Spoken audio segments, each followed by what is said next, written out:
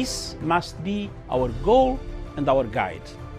And all that we strive for as a human family, dignity and hope, progress and prosperity, depends on peace. But peace depends on us.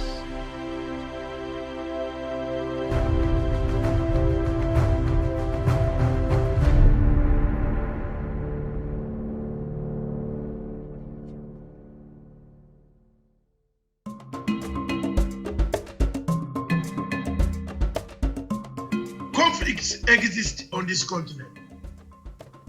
One of the most ranging conflicts on the continent of Africa is the question of Biafra. From 1965 or before that, the Biafrans had their own institutions. Before the colonial master arrived, they have agitated themselves, they have told the world they want fair treatment in a nation called Nigeria. Successive regimes have always trampled upon the rights of the people of Biafra, destroyed them, killed their younger men, assassinated many, deported many, excluded many, forceful deportation out of your own country. Time has come for the new generation in 2020, 2021, 2022, for people to sit down to find an everlasting solution to the conflict that is around that region.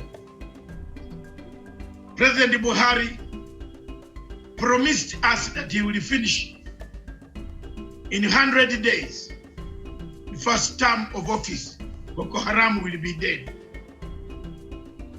Today is finishing his second term.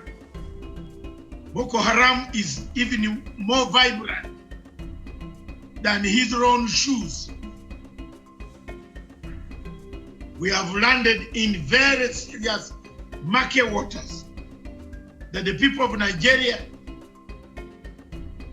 don't know which direction they are going.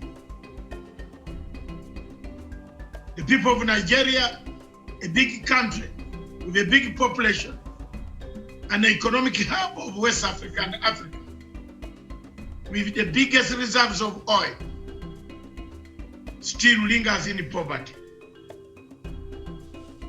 The poverty and the rich gaps in Nigeria are wider than the distance between Mars and Earth. What can we do for our countries in Africa? How do we unite? For us, our role is to speak, to defend the voiceless, to chart our way forward, to find a solution. The only way solution can be got on the Biafran issue is a referendum, which Buhari and the government president have refused. But sincerely speaking, Nigeria needs rearrangement. If that rearrangement does not come today, tomorrow, or the other day, one day it is going to explode. People can be pushed, but they cannot be pushed beyond what Biafrans have been pushed. The suffering is too much. Pictures that I cannot show on this television.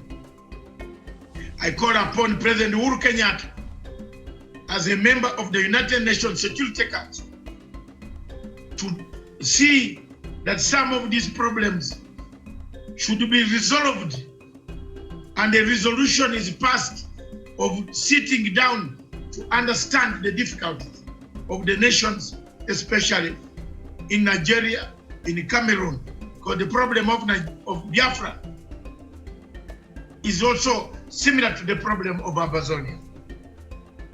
The English-speaking people have no say in Cameroon. They are taken as second-class citizens. Biafrans are also taken as second-class citizens in a country called Nigeria.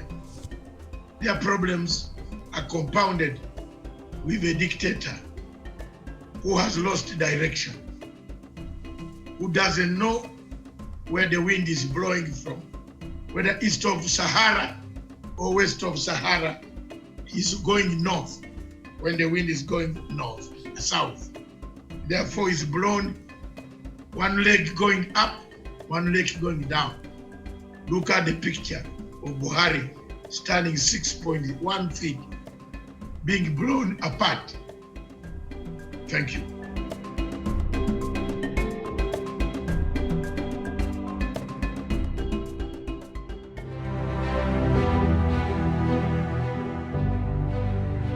Our television station gives people to explain their problems, their difficulties, their information. If they need more information, we shall refer them to where they should get it. We embrace dialogue, and dialogue. We want to exchange views, go deeper, advise where possible. Tell the world what is going on. Why is it that tactics have changed from removing governments militarily to removing governments through regime change tactics? The issues here sometimes are elections in Africa. We as Kenyans or we as Africans view it as elections, but the foreign powers are viewing it as an entry strategy to enter into our affairs and get control of our resources and on the way we actually rule ourselves. At the end of the day, I think it's just the greed of power that is bringing all these problems, even the Western influence that you're talking about, because you cannot accept to be used by Western powers unless there is a reason, and the reason is that you want to get power through any means, even if it means bringing a country or a nation down to its needs. It is very shameful today for an African country to go and beg money for elections in its own country. It is very shameful. And then tomorrow you ask for the same people. Why are they asking for the record of your elections? Look at that. Kenyans, unite. And institutions in the world that don't benefit Kenyans, why do you keep yourself in them? There are those who think that with ICC gone away, we shall lack justice in Africa. No. Has justice not been there in Africa before? It has. Some people want to silence people. We are not going to keep quiet. France, watch your steps in Africa. You are dividing people in the African Union. If countries don't tell you, I am an individual, I've told you. The president, Salva Kiir, is the president of Republic of South Sudan. So that should be respected. Dr. Riek Machar, before he left, was the vice president. So therefore the two must now avoid these blue-suited men and talk for the sake of their country. Correct. Yes.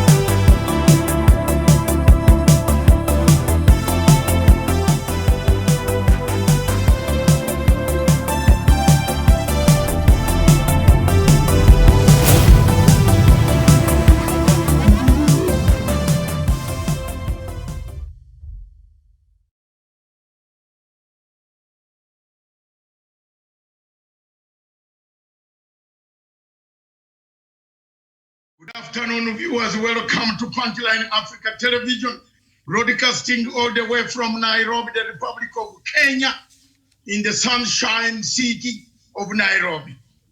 Thank you very much, viewers, wherever you wind out the world across Africa, the continents of the world, South America, North America, the United States of America, Europe, China, Russia, the Asian countries, down under in Australia, good afternoon. Those in the morning, back on the African continent, good morning. Some parts are just coming out of churches. We are already out of church.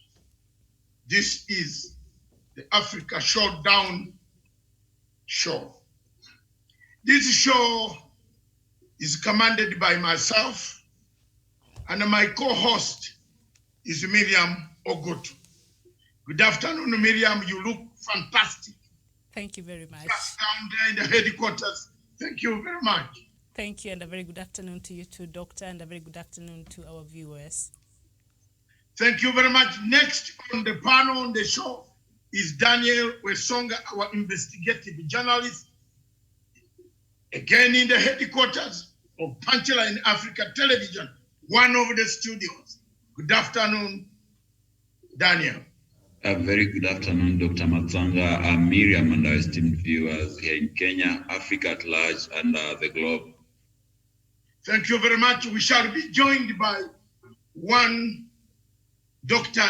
Jeff Kalui from the United States of America in Washington, D.C. He will be joining us later. We shall also be joined by Professor Onyari, a conflict resolution expert. He will be joining us. I want to, before I start, to thank all of you who have been viewing us, our station. We are number 15 in Kenya. And the number 1 on individual. Your man. Yes. Number 1. Go, if you want, you go to something called Excel. Is it Excel? Mm-hmm. Yes, it will show you. It's not a lie, it's not me. It has been there. Tuko, we compete with Tuko in terms of information. So it means several sources in Kenya are picking our information. Be proud, my team. Be proud, Kapisa. Thank you for working hard. Thank you. And that's why it has got the pain of some people. Some people are pained. They want to take what they don't have. They just want to grab what they don't have. Speak up. We shall be better, Miriam. I'm telling you. I'm even more determined from today that I will fight anyone who tries to bring me any problem. I am number 15. I did not make it. The computer generated itself. I did not bribe it. We are there. It means we have done our best. We have impacted to the community. We have never talked anything ill, no lies. We speak it as it is. Thank you, my team. All my investigative teams, all of you production team, all my international researchers and the contacts. Thank you very much. We continue to be we shall be one day in this country, number 1. And next week we'll see so many things changing and so many things working. Work that way, fight corruption, make the president's legacy. We don't copy people's things. People copy our things and write books out of us. That's very good. Then it means you don't have a brain of your own. Yes. What is it? It is very good for us to be teachers, while others are learning from us. Kudos. Thank you very much. And Miriam, today the topic that is laid before us, I just want to open it with COVID-19, the highest figure in Kenya. I'm going to express, then hand you over the topic, or do I open up the topic and hand you over the COVID? Thank you. Permission granted. All right. That's the way we do our thing. I think you should just open up the topic, and then I'll come a bit later with the statistics, I think. Thank you. Thank you very much, fellow Africans, fellow viewers. Africa today stands at crossroads. This topic was chosen because it cuts across the entire Africa. Every African country is struggling to open or not to open. And that's why this afternoon, my presenters, anchors, the panel is going to discuss, do we open or not to open? If we don't open, and if we open, what happens? I'm going to be very educative and brutal. I'm going to bring examples direct to your doorsteps. It is upon you across Africa, where you are, wherever you are, to evaluate, to do what we call fatigue evaluation exercise of the process of COVID-19, the impact, the effects, what has happened, what has killed the economy, the politics, the social structure, what is creating domestic violence. What do we do? Do we go on locking up or do we open up? If we open up, do we have the facilities? Are they enough? Can they sustain the outbreak? Have we contained the 3/4 of the outbreak? Are we ourselves self-disciplined? Do we talk like we act the way we talk, or we act the way the opposite? These are the questions that Miriam will put to us as a panel. But this topic touches every African country across, from Nigeria, Kenya, Tanzania, Uganda, Cameroon, South Sudan, and several other countries, Zimbabwe, the countries that have lined up in this show. We chose this topic because there is no need of talking about individual countries when it is the whole problem. The presidents, the governments in Uganda are faced with the same problem. Do we open up? Do we close down? Do we continue with the lockup? How long do we continue with the less lockup? Are there people who are undermining the lockup like a Ruto? Yes, Deputy President Ruto of Kenya is undermining the lockup. Miriam will bring up. He's going everywhere without a mask, showing a very bad example. So for us, we call out names with evidence. If someone says, I am wrong, bring the photographs. And I want my team to support me, that I'm now, from today onwards, I'm going to be brutal with facts. And Daniel and the rest, let's get the facts. You are going out, you are a leader in this country, and you are leading people with a mask because you like to talk. When tomorrow you collapse, they will say they have killed you. Surely, is that leadership? And actually, Dr. Matsanga, watching the clip where they were in that meeting, there was no even social distancing. And, that trickles back to the people. If a leader does not observe a simple COVID-19 measures, then that is an incentive, rather a move to make sure that the people disobey these laws. And that is what is happening in those areas where they were. So this is exactly when Miriam brings you in, then you can talk. I am still under guidance of Miriam. So thank you for that interjection, Daniel. There is no social distancing. Now you blame the government. Oh, the government has done this. Oh, he has been done this. You are walking around without a mask, and the president is telling people to wear masks. What type of person are you? What does it pay you? What does it pay you? You are a leader in the country. Use example. Even if you want to address 200 rallies, please wear a mask and address them. It's not a matter of life and death to become a president of Republic of Kenya. You can even have your money and eat it in retirement. If you have built several 200 factories, the money will be coming like water. That's what people want. That's life.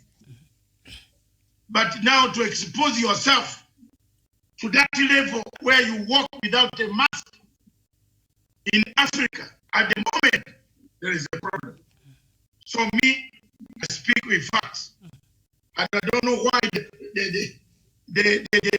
the production team has not brought that clip of Nandi, where the deputy entered, no mask, no what, is searching for several hours.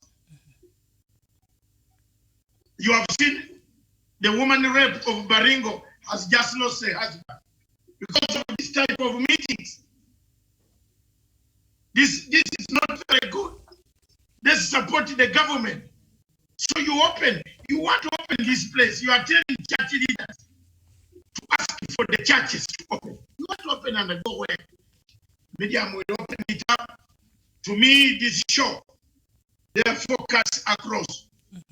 It cuts across in the sense that it will talk about so many things that Africa has gone through. In Africa, we have difficulties. In Africa, there are challenges. In Africa, we don't have hospitals. In Africa, we are corrupt. In Nigeria, is worse. In Africa, we are stepping on people's human rights. In Africa, we are talking about the topic is and what impact has this COVID-19 got on the political, social, and economic status of Africa? That's one. Two, what lessons do you learn? Three, do you open or not open? Four, which way forward? You show me the people wearing masks there, and they are all laughing, the teeth is out. This is a disease. We are, even the one who has it has removed it. This is a public air where there are hundreds of people whom you are addressing. This is going to bring us problems. Then tomorrow we shall say, oh, sijui poison, or sijui nini, or this type of things are not good. Me, I hit from the hip. I'm not bothered who feeds me. I'm never asking for food. Thank you very much, viewers. That is the topic, the impact. What lessons, the way forward? Do we open or not open? Wherever you are in Africa, where you are, every place you are, don't hesitate. Call us. The telephone number is +254 795 638 145 145 0795 638 145. So many people have become loudmouthed. Are they mujahideen or they are shaitan? Yes, indeed, Dr. There. And even as you raise concern over that meeting that our Deputy President William Ruto had there, and we see a number of leaders there without protecting themselves with masks. Also of concern is the meeting that happened, I think, in Western Kenya. Was it yesterday, where we saw leaders meeting there, not really observing social distancing, and I was afraid even for their own lives, and they did that with a lot of carelessness. And perhaps just to put into perspective the kind of headache the government has has been dealing with in terms of treatment for COVID-19 patients in this country. I'll be reading from the Sunday Standard on page 9, and it says it cost the government an average of 29,777 per day to effectively treat or manage patients who have contracted COVID-19, a new study has revealed. Now, according to the study conducted by the Health Economics Research Unit and the Kemri Wellcome Trust, the least that it can cost to treat an asymptomatic case is about 21,359, while the highest treatment regimen for patients with severe disease currently stands at 71,283. And when you look at these figures and the number of people who have been infected here in the country, you understand the kind of headache there the government has in terms of catering for the treatment of these Kenyans here. So, Doctor, I don't know, because we saw initially when the COVID-19 started in the country and the numbers were a bit manageable and a lot of the patients there were footing out their bills, and then there was an outcry because of the contact tracing. A lot of Kenyans could not really afford to take care of these bills who are suffering from COVID-19 and had received treatment. So after that, the government considered that perhaps just to encourage more Kenyans to seek treatment, it should make this treatment free. But we've seen since the government making this treatment free, I don't know, do you think it has contributed to the relaxed attitude towards Kenya, because they know even if I get COVID-19, I'll go get treated and the treatment is free? Has this free treatment been a driving factor towards the rise we see? Because after that treatment was made free, now we've seen the numbers, Doctor, keep going up because Kenyans have adopted this attitude of, at the end of the day, the government will foot the bill. Is that the case?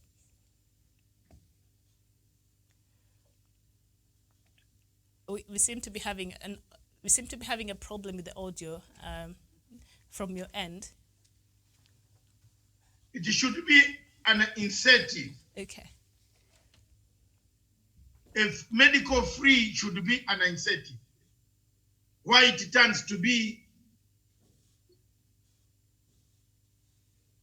a hindrance, I don't know. Why are they not going? It's free. Go to the hospital. Go and check. I think what the government should do is, let's do like Uduma numbers. Let's say one day we all need, if we had enough equipment in your location, we need doctors to go and the people to go and start having social link with the doctors. We seem not to have it. And therefore, the more we go on persuading people, the more it has a problem. And then the problem will be seen, no people will go. Many cases, the thing is reproducing. I don't know, the fear might not, I don't think the fear is, since you created a free education, there has been fear coming. I don't know. But no, the free treatment, Doctor, do you think since the government announced there will be free treatment, now Kenyans have decided we don't care anymore? At the end of the day, I will not have to foot up the bill. Even if I get COVID-19, if I'm taken to the treatment centers, I don't have to pay anything. Do you think this kind of the incentive that the government gave has perhaps been one of the driving factors of the carelessness and the attitude we see among Kenyans? I think you might be true, right. Because since then, the numbers have kept really rising. Kenyans... But it can't, the free treatment helps you with bill. Why should you fear going to hospital? It is a stigma. It's a just stigma and what is it called? It is a stigma plus mindset. People here want to see dead bodies, like in Italy, then they will go. I'm telling you, if people saw dead people collapsing at the GPO, you will see how many people will be queuing at the Kenyatta National Hospital for treatment. So there is that mentality that we have to change immediately. And the earlier we change that mentality, the better for Africa and the better for Kenya. Thank you. Daniel. The Uganda one, yes. The Uganda one, People are going voluntarily, many. In fact, in Uganda, any center that is being opened, you find long queues. People want to be tested. It's because we had that format of suffering, of militarism. There's some military nature in your beloved country, Uganda. The one, Miriam, you like most. Mm-hmm. So that is what the situation is. Thank you very much. We are joined by Dr. Jeff Kalui from the Washington, D.C. Sorry, my brother, for waking you up so early in the morning. The show is bubbling, and I've given it to the lady across there on top to manage it. I've made an introduction. I want to welcome you to the panel. It's a problem we are discussing is cutting across Africa. What impact politically, economically, socially has this COVID-19 got on the African continent? What are the reasons? What do we do now? What do we do now that we are here? Do we open or we don't open? And then you give us, you'll be told we are going to go, it's a battle. Some of the people here will say no. Some will say open. So it is going to be an argument. It's not you only giving your opinion. We shall counter you when it's possible. So that is back to Miriam. I have welcomed you and thank you for waking up. Always full. Keep that number. Keep in touch with us. We always want your advice. You are part of this Punchline Africa television. We want to tell you we are number 15 in Kenya. Yes. And we are moving high. This is from last year. From those 4 years, we have been building capacity to talk. So join us, be with us, and bring us your expertise. Mm-hmm. You are a Kenyan, one of the few moderate people whose ideas are needed by President Uhuru Kenyatta at the moment. All right. He needs them and help him to finish his legacy. Over to you, Miriam. All right, thank you so much, and a very warm welcome to you, Dr. Jeff Kalui. You're joining us all the way from Washington, D.C. there at the United States. And I hope you had a fantastic 4th of July yesterday. The U.S. was celebrating its independence there. So a very warm welcome to you. And perhaps the first question I'll ask, judging from the figures that we see now in Kenya, we saw yesterday the country recorded yet another high with the cases 24 hours at 389. And so right now, the total number of confirmed cases in Kenya is about 7,577, with 151 deaths having been reported, and recoveries right now stands at 2,236. Is there anything else that the government can do outside of what it is already doing in terms of curbing the spread of COVID-19 in the country? Well, first, I am thanking you and Dr. Masanga and Punchline TV for having me. And yes, I was at work pretty much early. We were just trying to get on online, so I apologize that we got it a little later. But yes, I am excited to be here. This is my home, pretty much the Punchline that introduced me to actually media. You'll be very surprised. So I'm always proud to be here. And yes, I'm in Washington, D.C. Yes, regarding your specific question, when it comes to COVID-19, it was expected, and I had mentioned it a little bit earlier, maybe a month or two ago. Once you get one person, then 2 people get it, then 4 people get it, 8 people, 16, and go on. It is called counter-current unit multiplier effect when more people get it. So to me, it's not any strange that it is the much it is right now, but also just on top of the counter-current unit multiplier effect, where many people, each other in large numbers. We also, understand that we have done more testing. So the more testing you do, which is really good, it is really not a bad thing that there is many numbers that are happening right now. It's because we are discovering who actually has it. The less there are countries in Africa, it's almost anecdotal that they were saying they do not have any COVID because they have not tested any. So that is pretty obvious. So Kenya is doing very well. When it is testing more, you get more people, and then we get to know the status of the COVID-19. So I'm not taking it as a bad thing, but I'm taking it as a good thing that finally we are able to know the status of the country, and therefore we can be able to fight it. Now, the second question that you have just brought up is there anything else we can do? Is that, can we do anything to reduce the numbers? There is, what we can be able to do to reduce the numbers is definitely what Kagwe, Honorable Kagwe is doing, trying to do the social distancing, trying to wear the mask, trying to sanitize, and that works because when in New York City, and I was here at that particular time, New York City had a lot of numbers, and they tested, the world was paying attention. There were a lot of people in the hospital, but then they did the social distancing. We were sanitizing.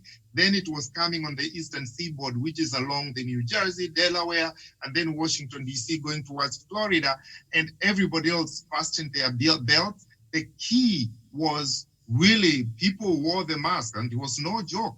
I don't go anywhere unless I have to go. And listen to, health officials, that it becomes a responsibility of every single one.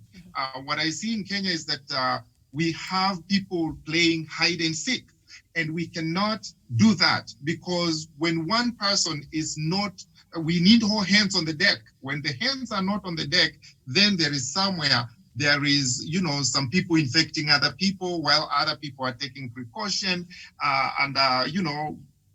that must be done. But how do we get to do that? I'm sure it is being said.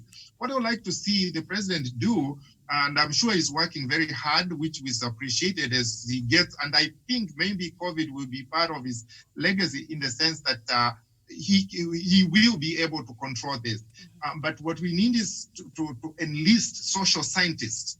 I'm a behavioral scientist as well because I went to health policy and research school to do with, actually funny enough, to do with HIV, which is also a virus. So I understand viruses and how they work.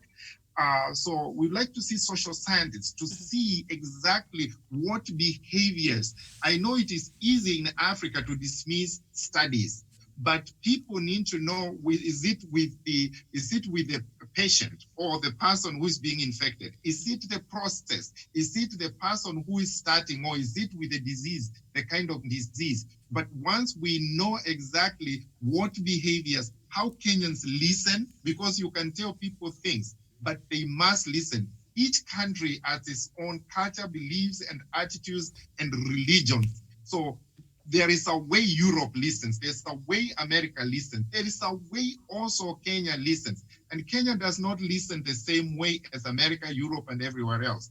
Our solutions need to be tailored to ourselves. So I would like to see a bunch of social scientists, but also they do, because the government may not have a lot of money to do this, because it's a lot, African countries do not have that much money. So I would like to see even social scientists to take it as a personal responsibility of their own and go out there using their, the way they set up a problem, the methodology, how they are going to do surveys, and they find out what is really the real issue and that needs to be intervened so that they can go to President Kenyatta, tell President Kenyatta, these are the things that are causing problems. And if we intervene at this particular stage, then we will reduce the number of COVID patients. So I would like to see all hands on the deck. I don't think every hand is on the deck. Volunteerism, everything doesn't mean that somebody has to be paid for it. When it comes to serving your nation, every single Kenyan has an obligation to make sure the nation is served and in fact at some point free. So we would like everybody to get on, or we can reduce it further by being more strict. I'm sure it's going to affect the economy, but we can also enlist experts on economy so that we can have what we call segmented opening to understand which part of the economy can open does not affect anyone else. Right. And it shouldn't be all about money. Churches are going to be opened immediately because we need tithe, and then we need money to feed our kids. That should not be the basis. It should be always, how does this impact the COVID? If we need to stay a little longer, if we need to pray at home, we need to open more virtual networks for praying, then so be it. And then people can send, M-Pesa. But everybody's losing. So it is hands on the deck. We get the disease out of the way without the disease getting out of the way. And Kenyatta gave specifics to counties. He said counties needs to be ready so that they can actually fight the COVID, and he can open the economy when they are ready and they can receive the patients. But for now, I have seen I saw 15 beds in one of the counties. Well, in Machakos, we have 435. Others are 34. Really? Yes, indeed. Thank you so much. Yeah, we can do that. We can do that. Yes, definitely. There is more room for improvement, and we need to work hard. Everybody, hands on the deck. We take it seriously. I've seen it in my eyes. This disease is real. It kills, and it can devastate a country to take it back almost to the beginning of of the independence. But some of us, we are ready to work hard and make sure we do not backslide. Dr. Masanga and I, we keep on working on this, pushing hard to make sure things keep moving forward, and we'll do our best. Okay, thank you so much there, Dr. Jeff Kaluyu. And Daniel, Doctor there and also Dr. Matanga mentioned there's something to do with social distancing, and we've seen over the weekend, we saw that meeting, a public meeting our Deputy President had, and also those leaders from the Western Kenya who I was looking as if we've started, campaigns already. I did not understand. So when you see the leadership, the people who are the top of the leadership, who a lot of them don't even adhere to some of these measures that have been put in place, and you see Kenyans and their attitude and how they're responding to what the government is saying. There's always been a disconnect between the government, what the government is saying, and the government has created enough awareness, so you would think Kenyans now have a better understanding. But the manner in which they have been receiving this messaging from the government, there has been a disconnect. Is it because they observe the way our leadership are acting in terms of how they are responding to these measures put in place? You see there's no social distancing, but did not see a lot of these people wearing even the face masks to protect themselves.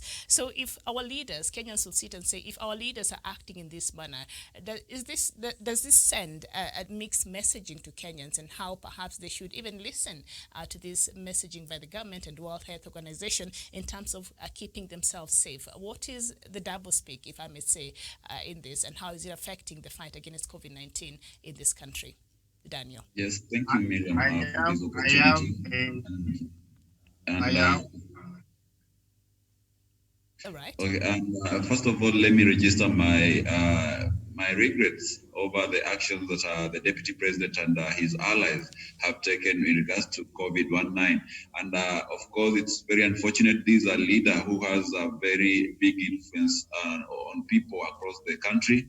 And we have supporters who really emulate whatever they do. And in the recent past, the Deputy President and his allies have seem to have taken rather a very different route from where the rest of us are taking. When we are talking about self-distancing, these are things that have become alien to them. When you talk about having masks in public places, we have not seen that in Nandi even as early as today. And of course, Miriam, today when you go to his social media page, he quotes in the Bible telling people to not conform to the patterns of this world. And you understand right now the spirit of the time is that people are fighting coronavirus, and we have been accustomed to a certain pattern of life. We have to observe social distancing, we have to sanitize, we have to do that. So really, when you look at that message, it's a biblical message, but it has some deep significance if you read it and try and internalize it. I think that is very wrong. And he should be quite true to himself and his supporters, because coronavirus is real. And today we had untimely demise the husband to the Baringo women representative. He succumbed to COVID-19. So this is the reality of the ground. Coronavirus is there, it's killing people. And it's very, very wrong for someone who holds a public office of the standard of the deputy president to really mislead the people about this disease. Number two, you had talked about the issue of the government chipping in for the payment of treatment of coronavirus patients. And I think I'm of the opinion that when the government actually will be able to take this burden of treatment to the people, I think now Kenyans will wake up and realize how expensive it is, and that they'll be able to toe the line in terms of observing these measures that have been put there by the Ministry of Health. Number three, on the issue of the numbers, of course, Dr. Kaluyu has talked about it, and he has given quite a thorough analysis. And what we realize, Miriam, is that the more we are testing, the more the numbers, the cases,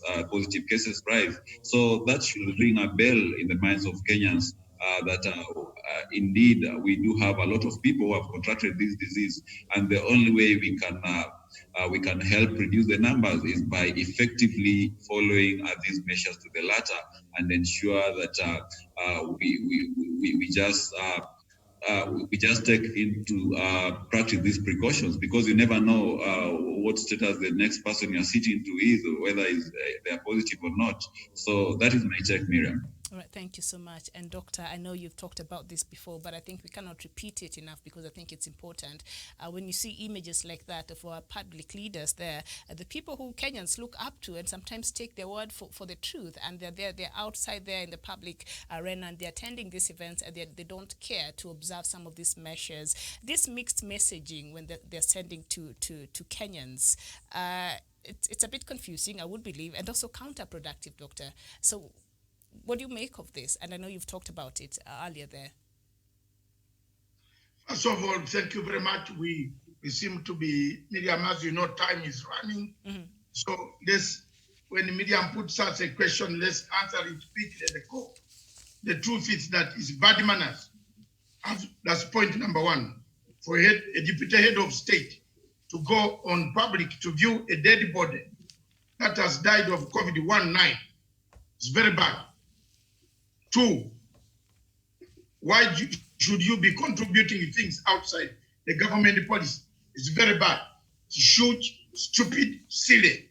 Come back and contribute the things to the team that the president has put there.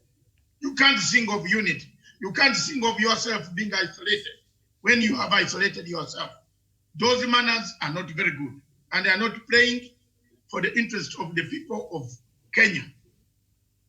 I think those are my points, and I'm going. Let's all of us answer those questions without going into too many details. Dr. Kalui, please narrow it, and Daniel narrow it, so that we touch each country. And for this, let me come on BBI, because already it has been said. There is a question of BBI in the newspaper. Paper number 1, the Standard, and it says, Uhuru Tough Act pleasing new friends. There's no pleasing new friends. No, these people are not friends or foreigners in Kenya. They are Kenyans. So whoever is taking part in it, that's it. That BBI will stay. You can go to East, you can go to the Sunshine, Moon, wherever. Come back, go and meet Angel Gabriel. Sorry, you delayed, the train left. And I think Miriam have summarized that. The train has left. If you want to hang yourself on a generator, let it burn you. But there is no reverse on the BBI. And there is no reverse on handshake. Uhuru Kenyatta will not reverse the handshake to accommodate you. Because Uhuru Kenyatta is the president of the Republic of Kenya whom you elected. If he has shaken hands with anybody, does not need to come to shake hands with his own person in the house. Uhuru Kenyatta went to shake Raila Odinga because he's a president mandated with a deputy. So why should a deputy want to be shaken? Mukono ya nini? Have you brought Colonium 210? Why do you want to bring Colonium 210 maybe? To shake him again? Palladium. Polonium 210 years to can kill. Don't create those problems here. This is the way forward. Handshake took place last year, 2018.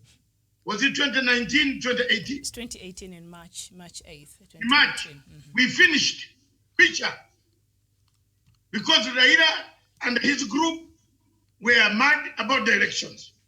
The most important thing for Kenyans, and I want to repeat here, and I want to repeat here, and I want to repeat here, I want to repeat here, I want to repeat again. I might not be here. If God allows me to be here, I will be here. But don't try to do elections in Kenya without removing Chebukati. Don't try to do elections without a new IEBC. Don't try to do elections in Kenya when you have not changed the electoral law. I might, if God allows me to see, you will call me from my retirement. Yes. Yes, I'm 65. So what? Will you reach there? Some people might not reach there. I'm saying this. Imechoka mimi. Imechoka, unaona ICC wanaanza kuleta maneno. Imechoka mimi. I've done enough for this country. Don't do an election. Don't try an election without proper electoral mechanisms. Even if it means postponing this election and you straighten the method, do it. Do it.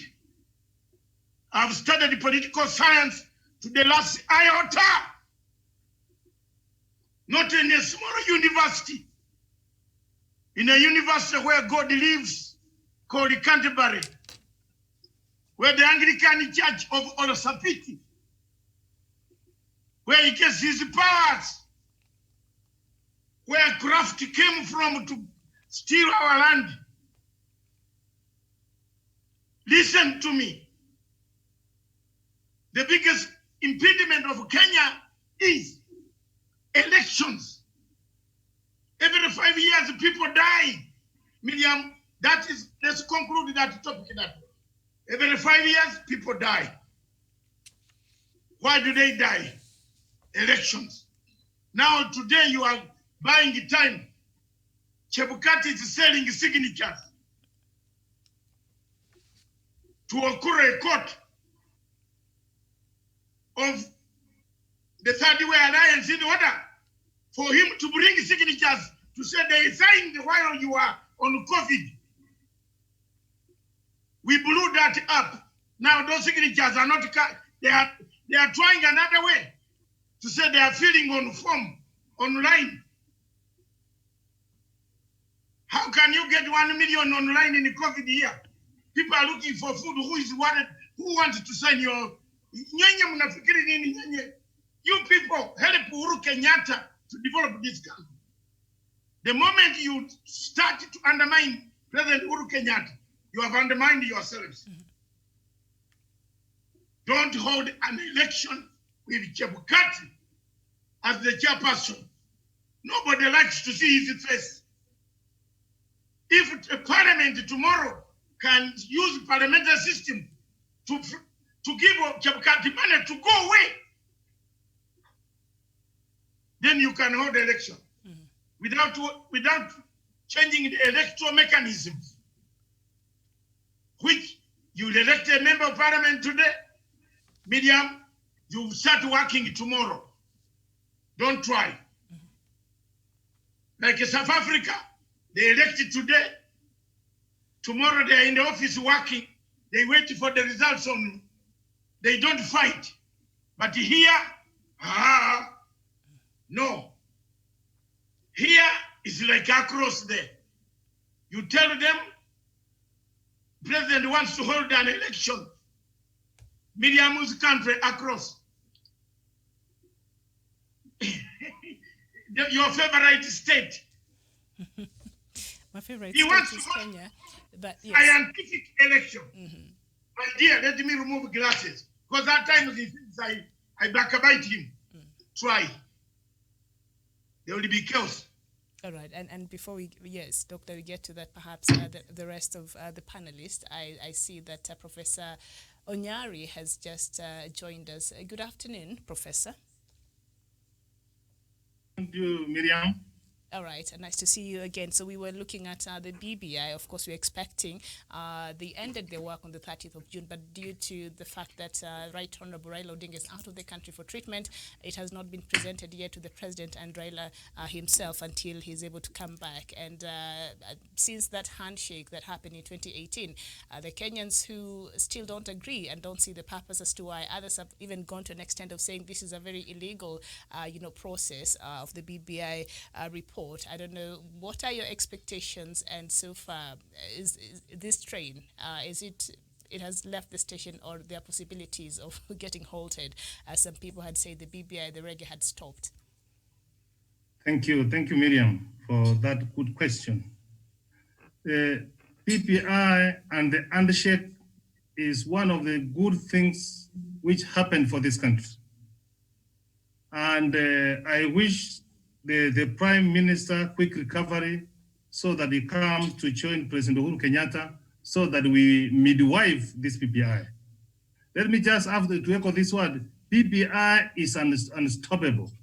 It has been a consultative process. The constitution allows that Kenyans, they have to participate.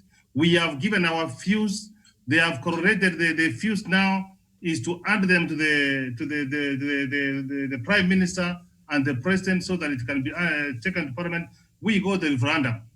You cannot stop the people of Kenya to decide the destiny of their country. I echo the words of Dr. Masanga that every 5 years there is no need that a Kenyan should kill another Kenyan because of an account of an election.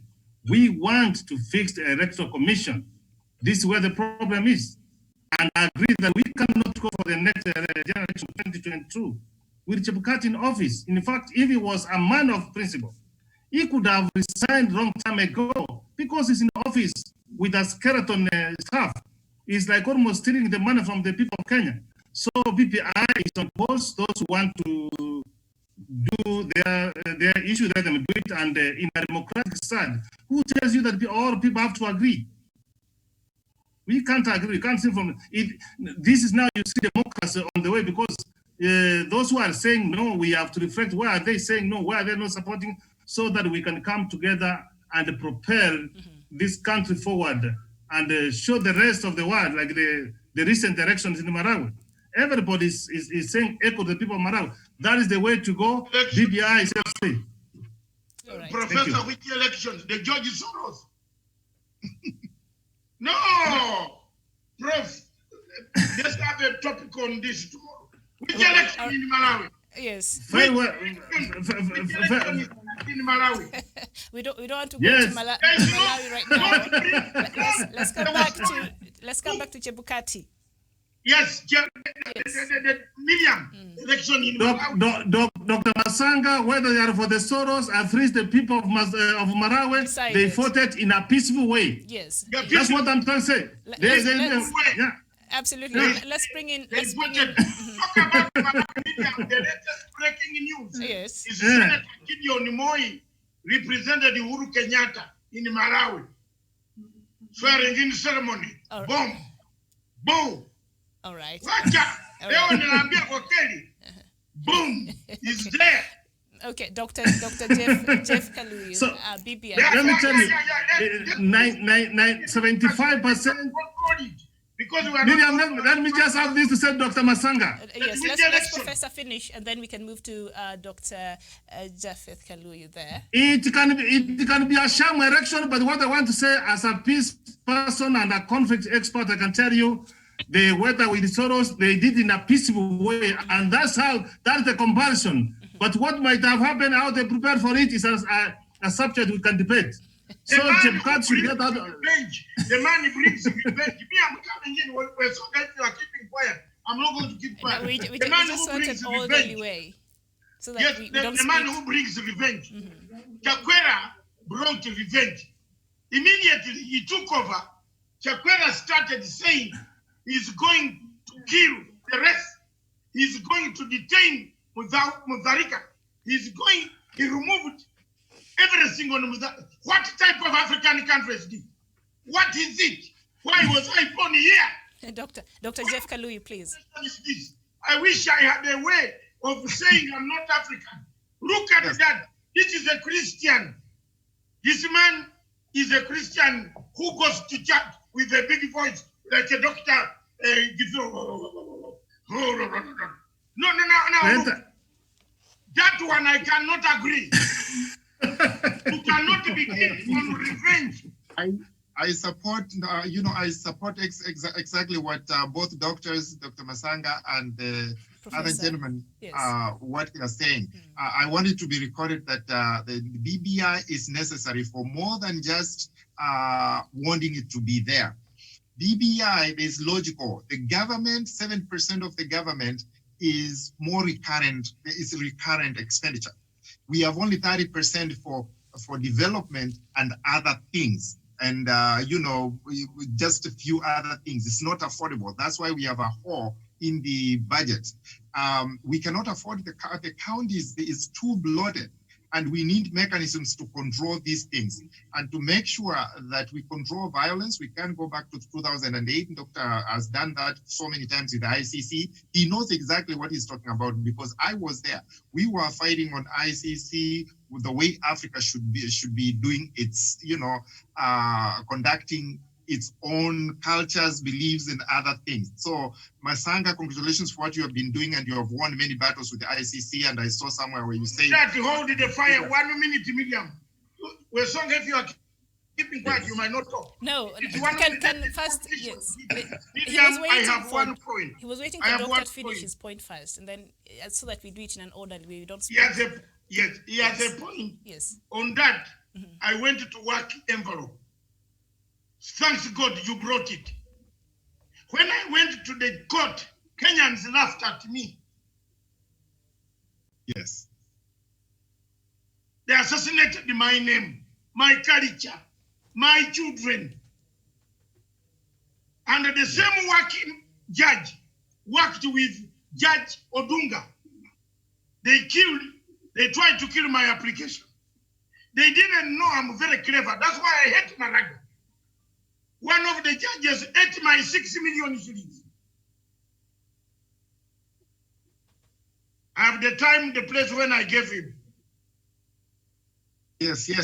And so I am very upset.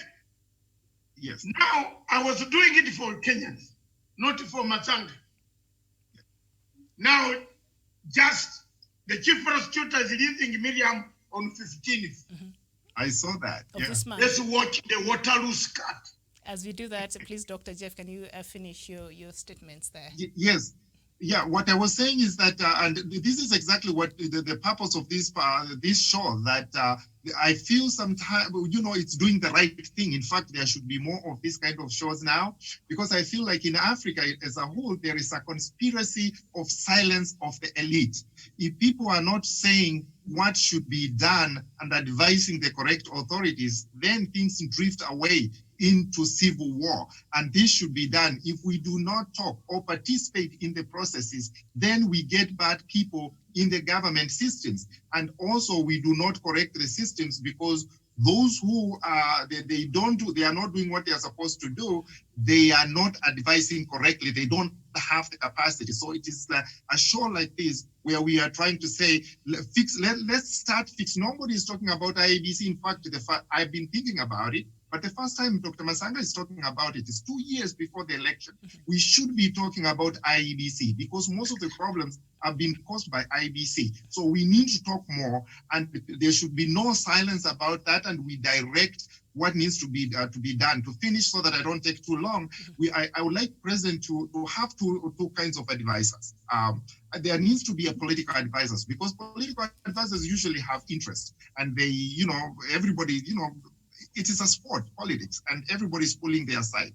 But then also another kind of advisors of actual elites, people who will tell him the truth even when it hurts. They shouldn't even be known, but they should be there to tell the president, these are the consequences, this is what is going on, we need to be doing this and that. So there can be political, most people will have political advisors, and they will tell him the truth about the politics and where it's going. But also the elite that will tell the truth even when it hurts, and therefore he fixes it.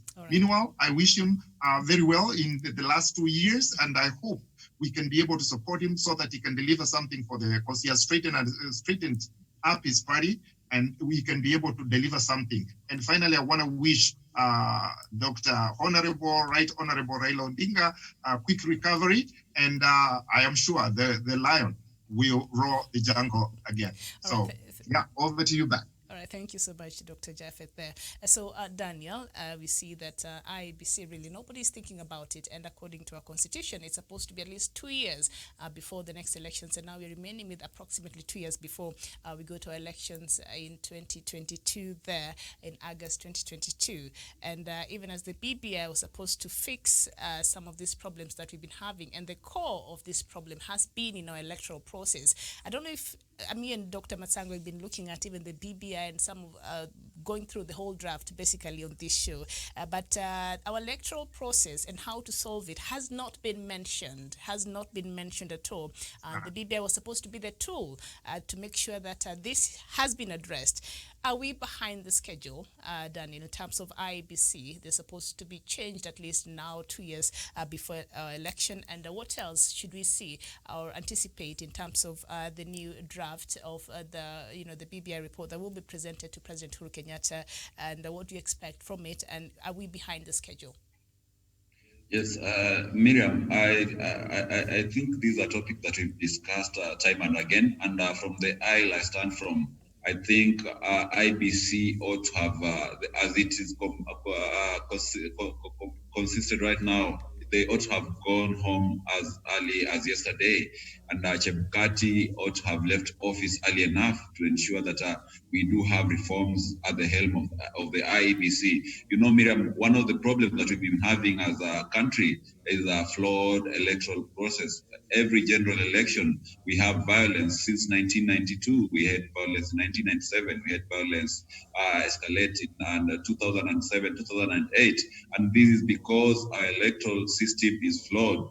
And for you to be able to treat a disease quite effectively, you have to find the root cause of it, and that starts with changing our electoral reforms, and that is starts with reconstituting the IEBC, ensuring that we do have the right people who measure up to the hour, and people who can deliver a free, fair, and credible election. And I think as it is right now, I think Chebukati and his team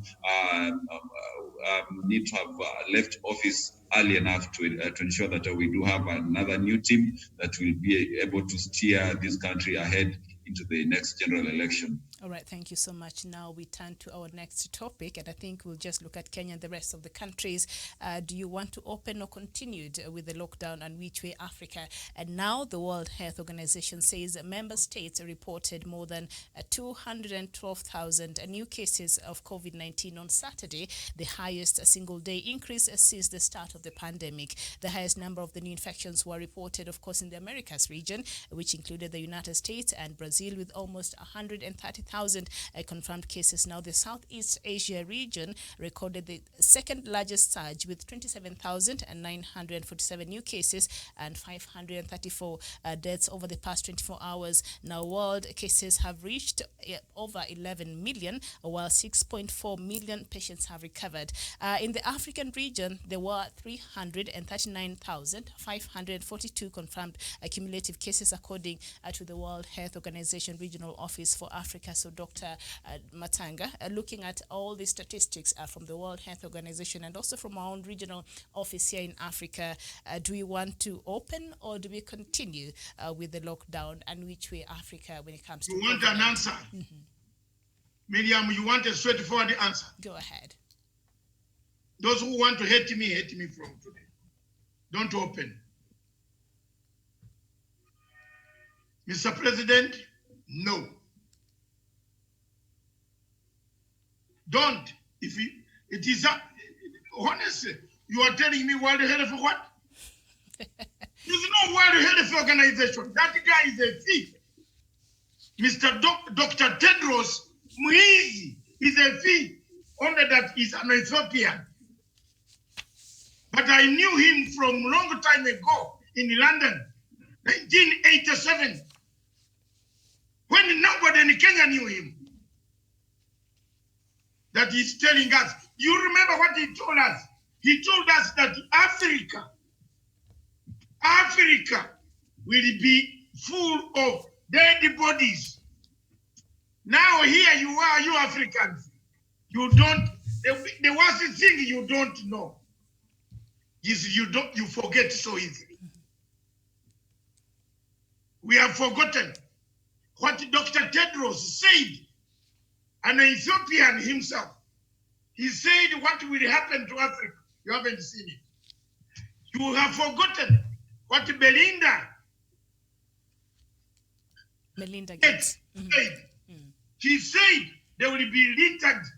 Africa will be littered with dead bodies. You have forgotten what Ramaphosa and others are doing. You have forgotten what George Soros is doing. They want to sell the medicine. Buy it. At least I will take that one in London, which is costing about 11 pounds. Open, we go. But me here, the people here have bad manners. People here are drinking at night. Mr. President, people should not tell you a lie. They close the estate and inside the bars are working. Me, I have nothing to hide. If I'm to be killed, I will be killed alone. But I will have helped my brother, His Excellency President Uhuru Kenyatta. He doesn't pay me to talk. I can keep quiet and enjoy. But I'm saying the truth. Professor here knows his estate. There are people drinking and don't shut. You are shutting off your phone. Your system. Fungua. Nikwambie, Professor, your thing is off. People are drinking at night, medium. People are not putting on masks. People are not sanitizing at the supermarkets. People are not keeping a distance. Matatu people, have come back to fill the whole. If we didn't talk about Nairobi roads, President would have not acted. Matanga and Miriam and the rest, we were here shouting every morning how the roads have become Lake Victoria. When it rains, the president has acted. Behind me where I'm seated here, Akiamung, you can now walk on the pavement. Hallelujah, Mr. President. Because we said the truth. And don't be told a lie. Don't try to open. People are drinking at night with nyama. Wanakula nyama. Wanaweka nyama. Wanachukulia nyama uchafu kwa wabibi nyumbani. The president and the disease. They are lying to you. The police are guarding the gate. Your Excellency, the police guards the gate. And they are paid their own patrol. Haya, unataka kufanya nini? Msifungue hapa. You open in Mombasa and Nairobi, we do exchange. Haya, hapa. Hapa, you ugonjwa, iko hapa, iko duniani. Don't try. Okay, let me cool down and I tell you to open and go where? You want to go where? You want to open and go where? And that you want to open and do industry. I saw Najib Balala yesterday. Does he drink beer? He said the bars are not open. You drink. The bars are open.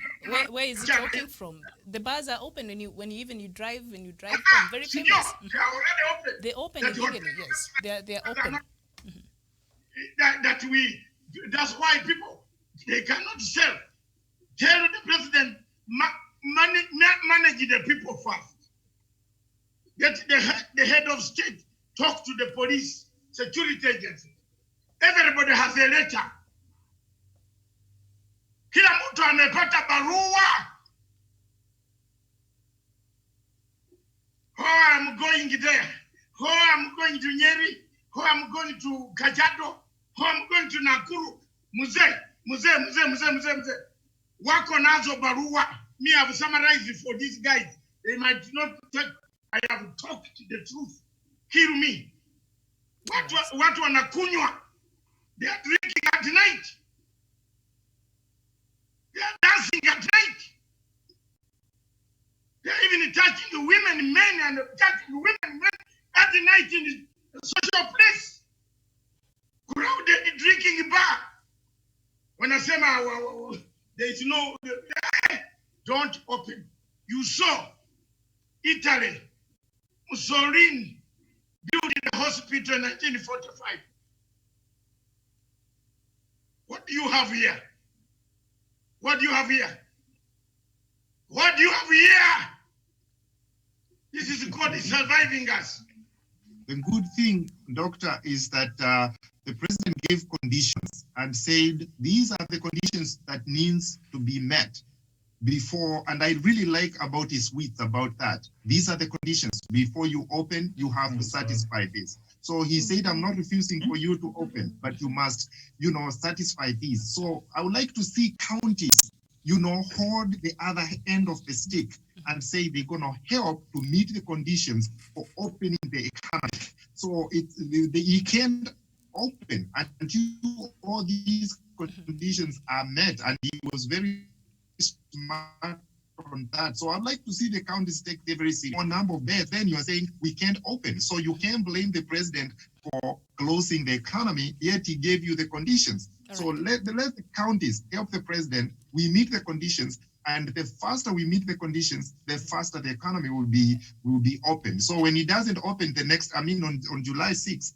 the next time he's going to speak, then the people should not be blaming the economy is shut, people are suffering. Well, meet the conditions. All right, and July 6th happens to be tomorrow, and I think it's good you brought in the conditions. And one of the biggest conditions was to make sure that every county in the country has at least 30 beds. But is that enough? 300. Is that enough in terms of Professor Onyari is back? Professor Onyari, please. Yeah. Yes. I'm saying that. Yeah. Okay. Borrow me 1 minute of yours. To open and go where? That's it. I wanted to ask. All right, Professor Nyari, are we ready really? Thank you so much. When we had 3 confirmed cases of COVID-19, we closed the economy. When the numbers have now reached 7,000, you tell the president to open. Only a fool can do that. And on this, and I hope they are listening to me, that if you open, what you are going to see in this country, you may not like it. Let us get prepared. Let us have enough facilities, like the 300 beds for every other country. Let us follow. And that's why sometimes I agree with Professor Mago. He is very reluctant to say that we open schools.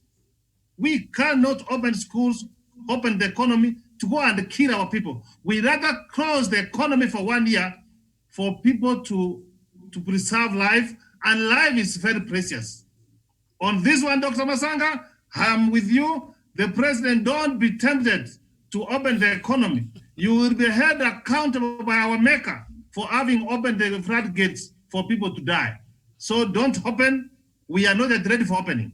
All right, Daniel, of course, Kenyans are waiting for President Uhuru Kenyatta's tomorrow's speech. Like, Kenyans are really, really waiting, and others are saying even after these measures are put in place and the lockdown was effected, really nothing has changed, and we've seen the numbers continue to go up. So what is the point of still having these measures in place? And your reply to that will be?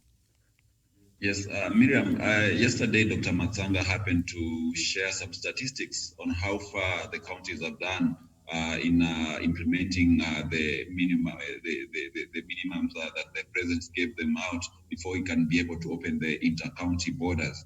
And he was checking on the number of isolation beds per county.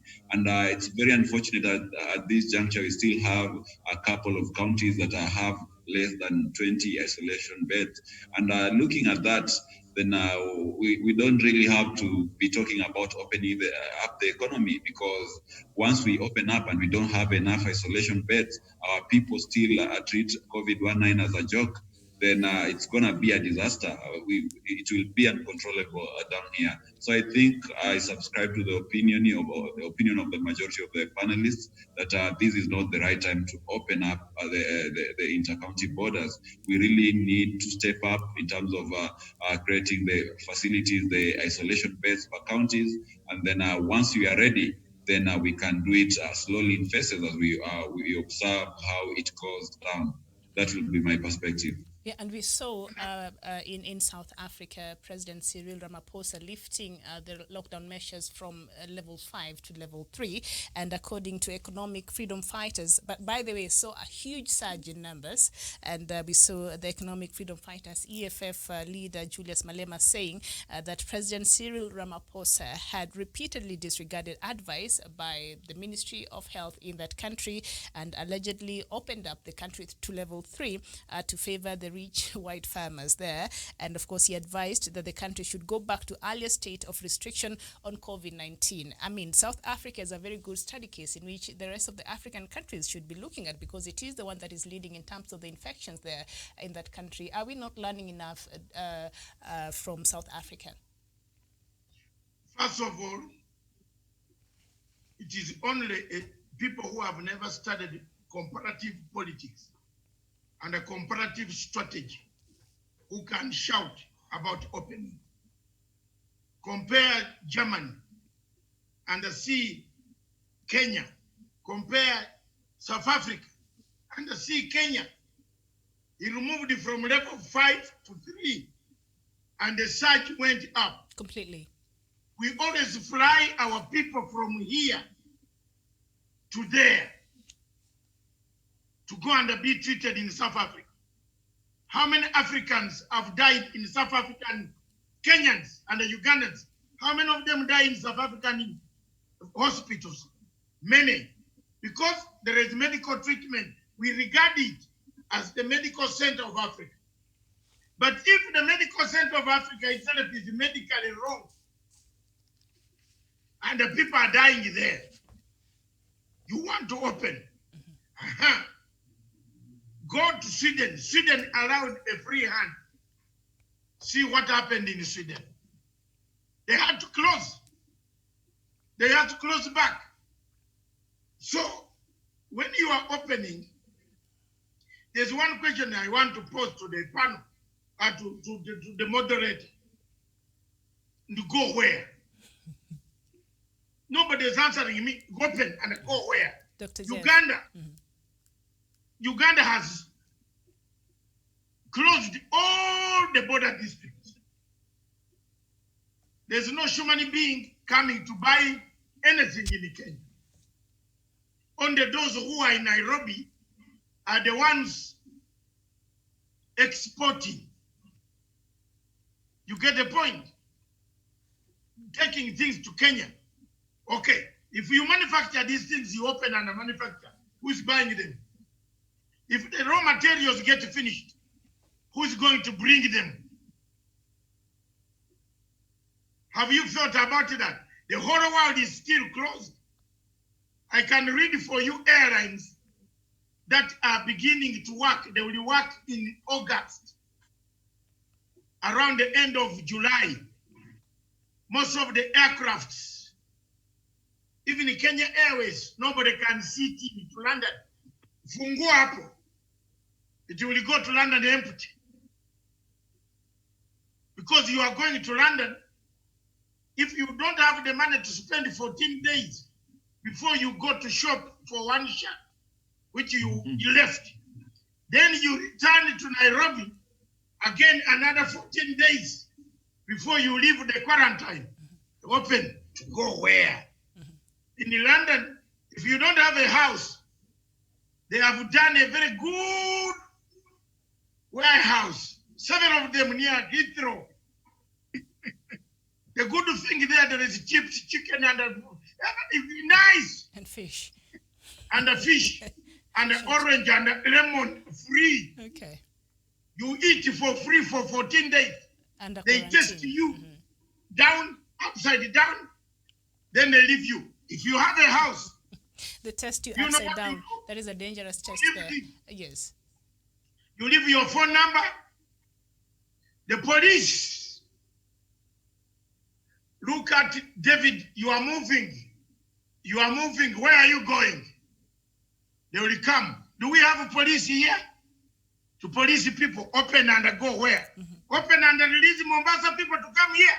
Tuko finish. Release Nairobi people to go to Mombasa on this way. Utaona Machakos, Makueni, mpaka huko watu watakufa. Oh, the doctors are good. The doctor has very serious points here. Yeah, the doctor has very serious points here because what he's saying is that the world is interconnected, both national and at international level. It doesn't matter whether you open. You can open all you want. Your system will not work with other people's system because nobody is going to trade with you. Nobody is going to move goods and services. You come over here, you can't cross the border. So it is an opening in vain unless the rest of the systems are working. In other words, open and go where? Nowhere. You can't open and go nowhere. It's a waste of time, resources, it's bad reasoning, and really it is counterproductive. So I fully support you until all the systems are open and the world is ready to receive the interconnectedness, then we have to be mindful of that. Otherwise, we will be shooting ourselves on the foot and also transporting the disease. So you'll be bringing the disease unless it's really cleared. Even on the planes, you can imagine international planes from Washington, D.C. to Ethiopia is 14, 15 hours. Even if there is only one person who was not detected. So by the time you clear 14 hours, you're likely to be probably having a viral load of the COVID by the time you get to Addis Ababa. And then you bring it to Kenya, you start another infection rate. All right. And so of I course, agree with you now. Okay, yeah, thank you so much. Yes, in fact, let me just have this to say that God has been very gracious to Africa. The prophets of doom had predicted that we are going to see dead bodies in the streets of Africa. It has not happened, and God forbid. We should learn from other countries what has happened. Learn from Italy, learn from Germany. And those hospitals, let me tell you for one, they have got the best hospitals, the best doctors, the best facilities, but they made a very simple blunder of opening the economy. Look at even Korea. So case studies are there. I don't want to know why Ramaphosa is making this terrible blunder. And I want to agree on Dr. Masanga that Ramaphosa seems to be executing and implementing an agenda of some people from elsewhere. Let us be ready what I have to say, and I've told people and have called me crazy. 2020 is already gone. There's nothing you can do for within this year. Start planning from 2021 as we see how we are going to have the new normal, because we don't want to kill people for no apparent reason. So even if we are independent but interconnected, we cannot be in isolation. You can open, where will you go? Look, for example, the East African communities. You open Kenya, you can't go to Uganda, you can't go to the neighboring countries, then why should you open? Let us have this connected, do this thing as an agenda, and this is one area where Africa Union has slept. Africa Union has slept. It has not offered leadership. Very unfortunate. And I can guarantee you right now, Professor Nyari, even if you go to the AU website right now, you will not find the latest updates in regards to COVID-19 in the continent. So that is how much they're probably out of touch. Now, in the face of the deteriorating economic situation, of course, South Africa's President Cyril Ramaphosa has opted to ease these lockdown restrictions further, even though coronavirus cases are beginning to rise rapidly. And in a very frank address to the nation, the president highlighted the need to preserve people's livelihoods. And this has been something that a lot of governments have had it has been a challenge, because they're saying we will lock down, and then what will happen to the people's livelihoods? I mean, people's livelihoods and people being healthy. Are there lessons really we can learn from South Africa, Daniel? And then, Doctor, you had a point you wanted to put across. Yeah, I think I'll also support Dr. Masanga, Professor Jared Onyari, and Dr. Kaluyu on their opinion about opening up. I think it will be self-defeating if we can open up the country at this juncture when the cases are rising quite rapidly. And we wouldn't be any better than Tanzania, who chose a different route from us. Then it will be very self-defeating to do that. And when I look at South Africa, I think President Ramaphosa has some personal interest with whoever or maybe whatever social group that is pressuring him to open the economy, because it doesn't make sense opening up the country when the country is recording the highest number in Africa. So to me, I think that is quite unwise. And as a country, they should reconsider such kind of decisions, because in the long run, it is South Africans who are going to bear the burden of the rampant spread of this virus. All right, thank you. And maybe we move to the other country, which is Cameroon. I think, Miriam, yes. I suggest we, since the topic cuts across, we just go through that, yes. Yeah, just pick, and let's now generally speak about, unless you are the one who is the host, no, you have a particular country you want to bring out. I wanted to look at, Cameroon. Yes, and then maybe we can look at just the other countries all together. Now we know, yes, that the government, leaders in Cameroon has been accused of being more interested in fighting the opposition than COVID-19, despite accusations of putting the population in harm's way. The government has reopened airports and schools. And schools and universities in Cameroon opened early June, with hundreds of thousands going to school, despite the number of COVID-19 infections continuing to rise. So by 1st of June, that was like over a month ago, the country had 6,380 cases. Right now, as we speak, Cameroon has 12,592 cases. So Cameroon went ahead and opened, and now the figures have doubled there within a spectrum of a month there. So, first of all, for me on Cameroon, I cry, beloved Africa, my country, my continent, Africa. We are that man. You know why he opened the airport? Because that's where his business comes from Paris. You need that Airbus from Paris carrying diamonds every day to bank in Paris. Do you know that there are 2 Airbuses that fly between Paris and Banjul, Central African Republic? Where are the tourists? There is a war. Are there tourists there? They carry diamonds. So Nyounde, Doctor, this other agri guy, the butcher of Yaoundé, called Paul Obia with the wife, because the wife has got a wage of $1 million when people are dying in the forests. That's Africa for you. He had to open the airport in order for the diamonds to go. Don't you see that? That's why people are rushing. They want us to open. Some of them want to open to do Magendo. Because some of them used to rely on money from this airport. Drugs. Some countries in Africa are drug dealers. Yeah, hey, today I'm talking the truth. Some of them sell illicit groups That's why they are running to open. 2, look at the problem. I will not speak again. There is a bombshell. Can I bring it on the table? Can I bring it to the panel? Bombshell. Tanzania. We don't know how many people are what is this? Asymptomatic. Now, people are crying, Uhuru open. Munajua mambo iko chini hapo. We don't know.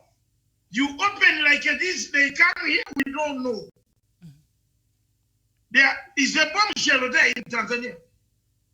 Because you don't know whether someone is sick or not sick. We have not been helped. We have not even been made worse by the World Health Organization said somebody can be like there, but he can transmit it. What? So, how many Tanzanians are about 40 million? The population of Tanzania is huge. Yeah? We are in chaos.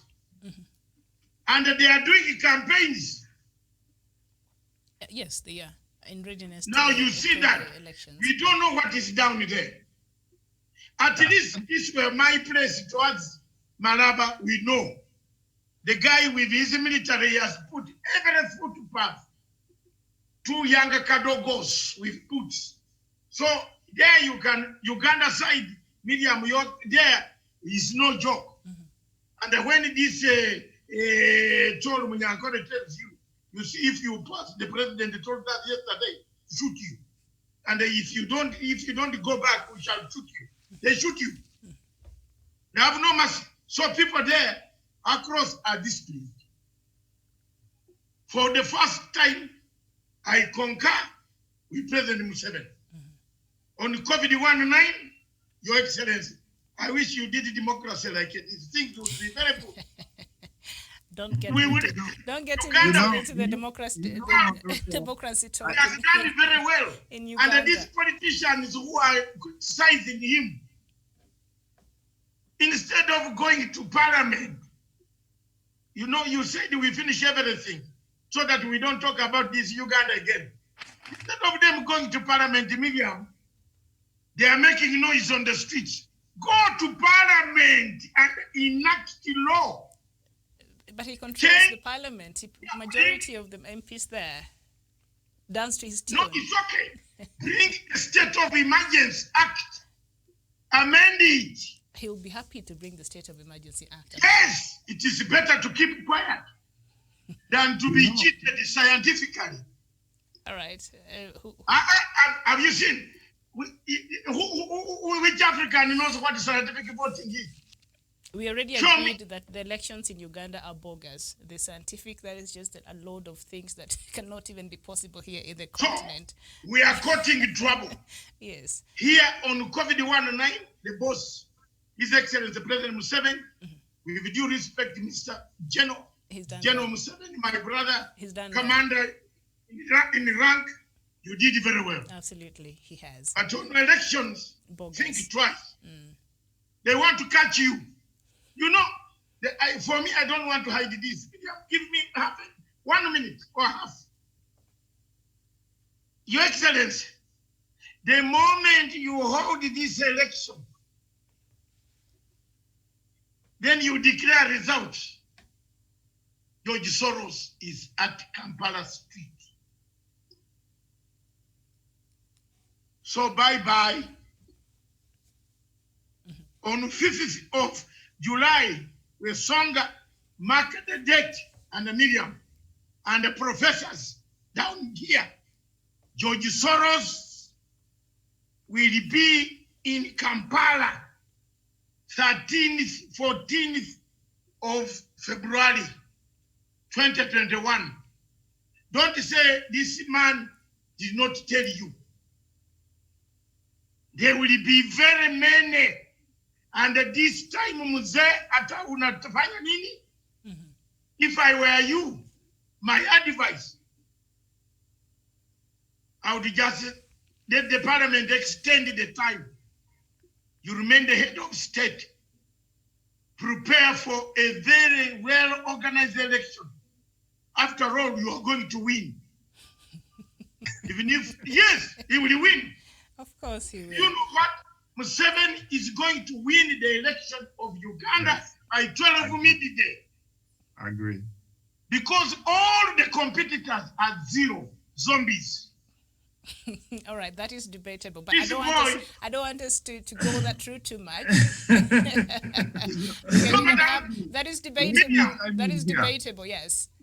Let me jump in here because the doctor has told me to be aggressive, so sometimes I can cut him. Go ahead. I used to keep quiet, and then I need to time in for a minute. Beyond the COVID, what I would like to see happen is that COVID will kill people and will affect people. But what is likely to affect more people?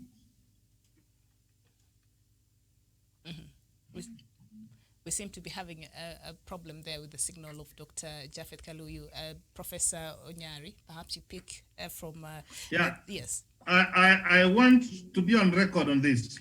And Dr. Masanga has put it very clear that those African leaders who are contemplating to open or who have opened, they have got an hidden agenda.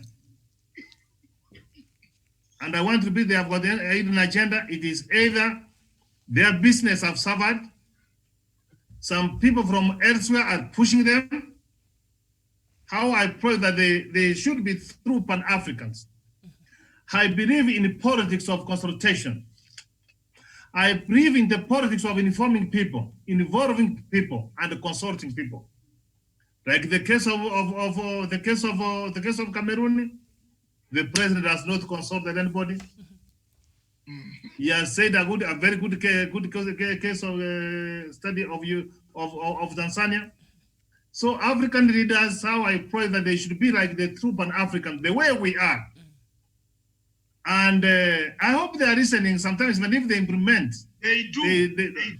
Even if they don't implement, we have told them and we have spoken. And yes, they did listen. And one of our viewers here, John Clark, is saying lockdown has put a lot of crime rate has gone high. So people should be left freely at their own countries to move freely because the crime rate has gone up. Is he? That guy, John Clark, is lying. In Britain, the crime rate has gone up. We've seen a lot of yes. In the case, areas where we have had some crimes gone higher is in areas of gender-based violence, domestic violence, but in other areas, crime has gone down. So when you are trying to say, you must be able to tell us what kind of crime has gone up, but it is only domestic because couples and people are staying in homes. Yes. So what I'm trying to say, the African leaders, they should be able to consult, take this continent God has given you opportunity to serve your people and listen to your people, put your interests behind. What will happen if the people you are governing, all of them die? Where will you take the money you are trying to open the economy? So don't open, listen to the people, listen to us, and we'll give you the way forward. All right, so Daniel, you had something to say, yes? Yes, Miriam. Maybe I just wanted to respond to John Clark. One thing that he ought to know is that for matters crime and security, we do have a well-functioning security apparatus, which can be able to put that into check and ensure that everything is brought back to normalcy. But look here, we are having a pandemic of a virus which we do not have a vaccine or cure for. So when you look at priority, then we still need to have measures in place that will ensure that we combat this virus that we don't have any solution for when you compare it to the issue that he's bringing of rising insecurity and all that. Going back to the case of Cameroon, I think even the Bible says that when bad leaders rule, people really suffer. And that has been the case in Cameroon. The people of Amazonia, they have been through a lot under the leadership of President Paul Biya. And I think the decisions that he's making are half-baked and are motivated by self-greed, and they are not for the benefit of the country itself. And I think at this time he shouldn't be opening up the economy without considering that Cameroon itself is a country under crisis, and of course these will go into making the situation even much worse. So he should seek wisdom and be able to follow expert measures in regards to how to run the country during this time of a crisis. Right, thank you so much. And of course, we've talked about Uganda, and across East Africa, there is a pattern of disparity in the implementation of the COVID-19 control measures. While there is no single template for the implementation of the respective containment measures, Uganda and Rwanda have taken proactive actions ranging from lockdowns to swift public health measures that are showing early signs of bearing positive fruit in the form of minimal community transmission.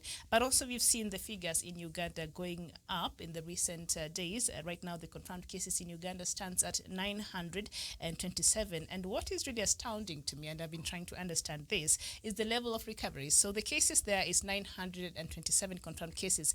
Recoveries is 868. So as the figures of infections go up, also the level of recoveries also go up. Why are they recovering faster than, say, here in Kenya? Let me tell you. Yes. Factors why they are quickly.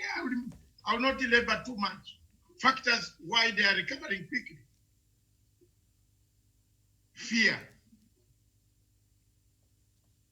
Fear.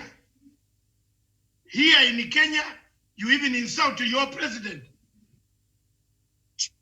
You are insulting Miriam. How many? You see people insulting Uhuru from morning up to evening on social media. You go to Uganda and insult where Jaribu. LC1 will arrest you. You will be in jail. That one has made, that fear makes a recovery. Really? Fear makes it, can I tell you how it does? It makes you to spread. You will wear this mask everywhere in fear. But we've seen here, like it takes about 2 weeks for a patient to get well. But Uganda is like every day people are getting well. That is, yeah. Because they are not people who are, the people who are getting a problem in Uganda are the ones he arrested from, he picked from the plane. There is nobody in Uganda who has died. And I want you to take it on record. Yes, it Museveni, you know what Museveni did? Museveni, as soon as the COVID was declared, he went back to February for the manifest. They went back to look for every plane that arrived in Uganda from February 1st. You were collected from your home. Miriam, you're asking why they are. That's why they are finding some cases are minor. This go home. Senor. So all these were contacts. So the man left Dubai. So these are contact tracing. So Uganda has not been doing what we are doing here. That is the what you call it, the testing, the mass testing. So Uganda has not been doing that. These are contact tracing. No, the mass testing are there. If you want, you go. So if you don't want, yeah. Because the people have already been identified. Miriam, you have not seen the logic. The man identified the people who brought it by plane. We did too. That's here. why I believe we did that. The disease now is Malaba, Busia, Alego, and Mutukula, which are the 4 centers of trucks entering. Otherwise, among the population, all the guys who came by air were intercepted, including those ones from February 1st. If you came from Europe, Dubai, on 1st of February, Museveni, they reported you. LC1 said, Mr. Professor Nyali is here hiding, but he left London and came yesterday. So they made police and army and the LDU arrive on your door. And Doctor, I don't know if we have Dr. Jeff back. Yes, yes, yes, So, I am Doctor, here. now the figures there in Uganda: 927 confirmed cases, recoveries is 868, and as the figures have been going up every day, also the recoveries have been going up, and we know it takes about maybe 2 weeks or thereabout for somebody to get well. Is there a scientific explanation? Because you're a doctor, perhaps you, or is it a different strain of the virus? Because we know there are several of them.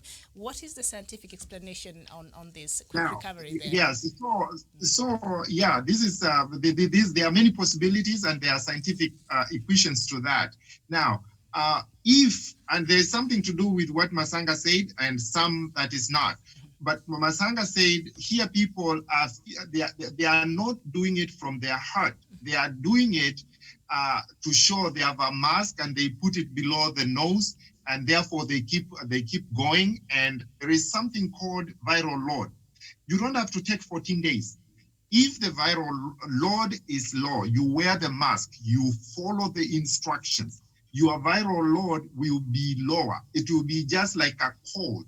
Many people get sick, even they don't know they were sick, and they get well in a few days. Not all exposure leads to infection. Your body fights. If there is a small traces of virus here and there, your body will fight it out, knock it off. You might never even know that you are infected. But if your nose is lower, you are breathing, other people are breathing, and you have a lower viral load, then you keep on increasing it. That viral load will knock you off. So Kenyans, when they are not following instructions, because they are doing it out of fear of getting just a ticket or fined, or just because the president has said or the cargo has said, wear a mask, it's a must, you're gonna get in trouble. That there is that part just to fear someone, but also it should be, I am protecting me, I'm protecting the people around me, our families, and therefore it is a unified, targeted approach to fighting this. Uganda, when people they are doing that, and I've seen some, read some stuff quite a bit across Africa, it's because they are all fighting to make sure it is out of Uganda. Uganda, right from the beginning, wanted to prove that we can beat this, including Kagame. We want to beat this, and we want to kick it out and prove to the world that we can fight it. This is actually the attitude of Museveni. He wants to fight it and show that they can beat the COVID. And then everybody is like following instructions. But here, as long as we are not following instructions, the viral load is too high. It will knock you off. Sometimes it will take a month for you to get well. So I think there is a scientific instructions when people are following the correct, the lines that they have been given, or how to protect themselves from the Ministry of Health. I think that is Miriam, simplified. Miriam, yes. Madam Miriam, Yes. before Onyari comes in, when the Minister of Health in Uganda is giving, Doctor, thank you for bringing that up, is giving his press conference, you know how many professors are seated with her? Do you know? 22. For what? Yeah, I'm telling you the truth. Tonight they are giving a briefing. So what is the reason of having all these professors? That is something I've always wanted to understand. You better know it today. Yes, Doctor. Each professor yes. has an answer for the situation of today and tomorrow. There is a professor of distance.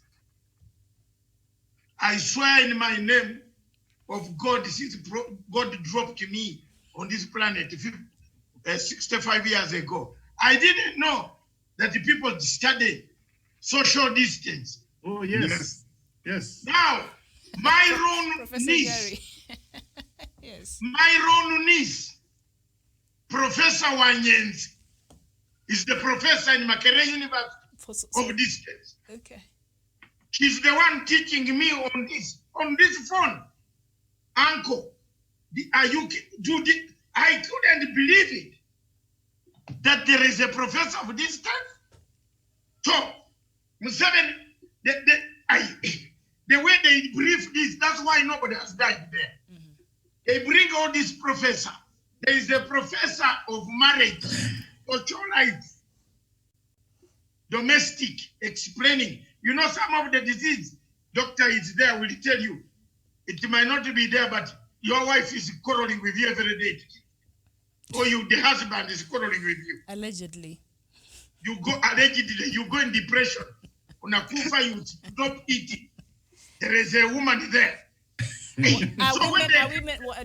Are women the source of all the stress of this world? Most of the professors on the Uganda panel are ladies. Are we the source of headache? I don't think so. Are ladies. So there were 22 professors, and all of them, before they come for this meeting, they first tell the president everything. Where we have a problem is Malaba, which here the drivers are doing this. There is even a professor of monitoring curfew. I didn't know what impact of curfew on the system of Uganda. Doctors, are these duties that they have been assigned by the government to do during this time? No, the COVID, they have been recruited. Or that is something that they have studied. They have been recruited. Yes. The ministry pays them for their allowances and for giving technical advice to Mutahi. So they have been tasked to do this, to monitor. They've been given these specific responsibilities to monitor the social distancing and all that. Here, you see one man only called Amof, Prof. Amof, Prof. Amof, Prof. Amof, Prof. Amof, Prof. Amof. To be on a mouth side, I think they normally come a couple of doctors sometimes and they bring in experts when necessary. No, it is him, the final figure. Let him bring other people. Other people, okay. And then Kenyans, Kenyans have a problem of despising.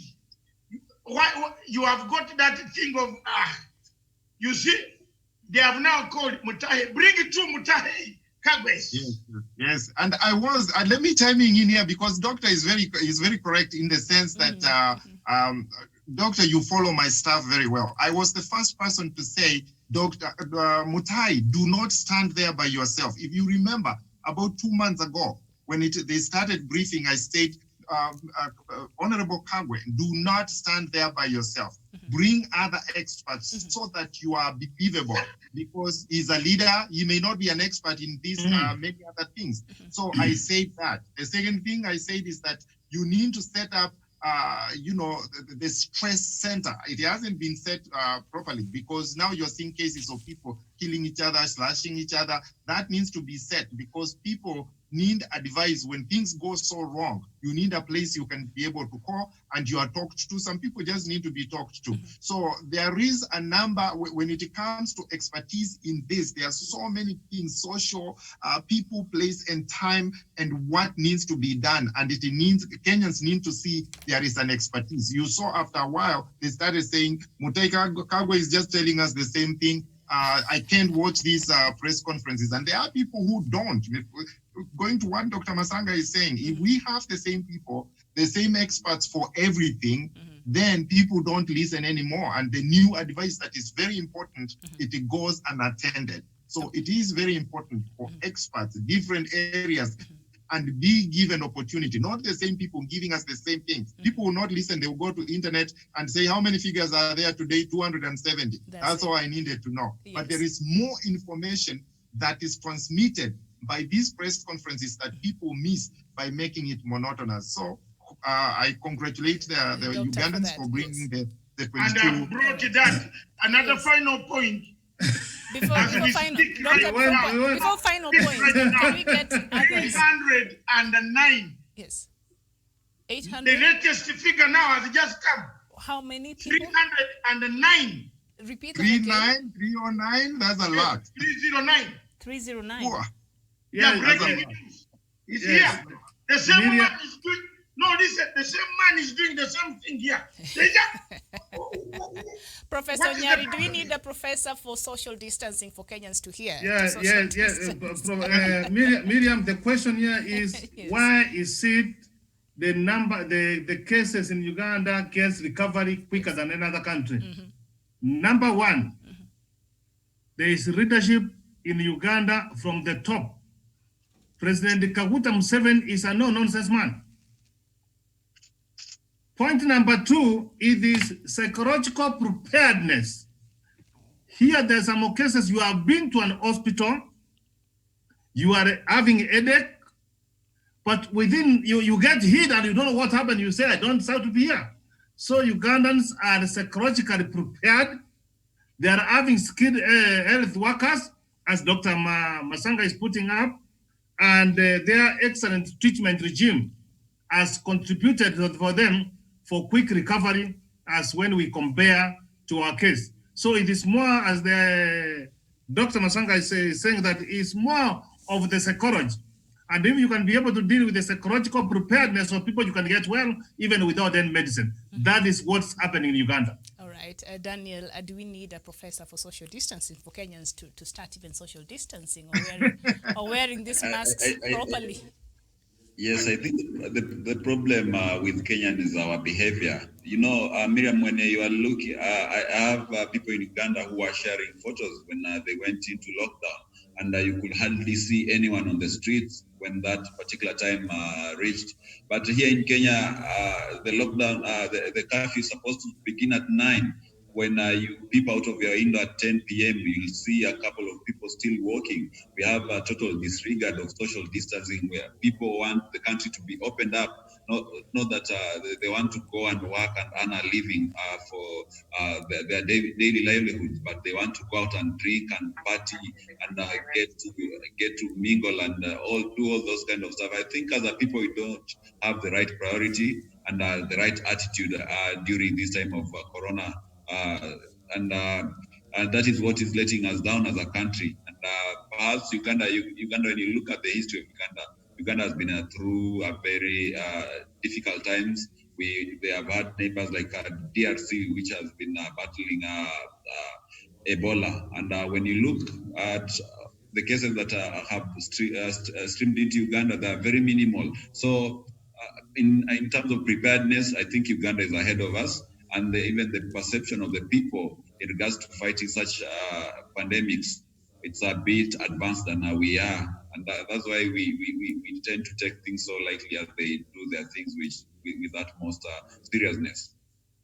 All right. Yes, and another thing, if I may, you see when you have these 22 guys. Yes.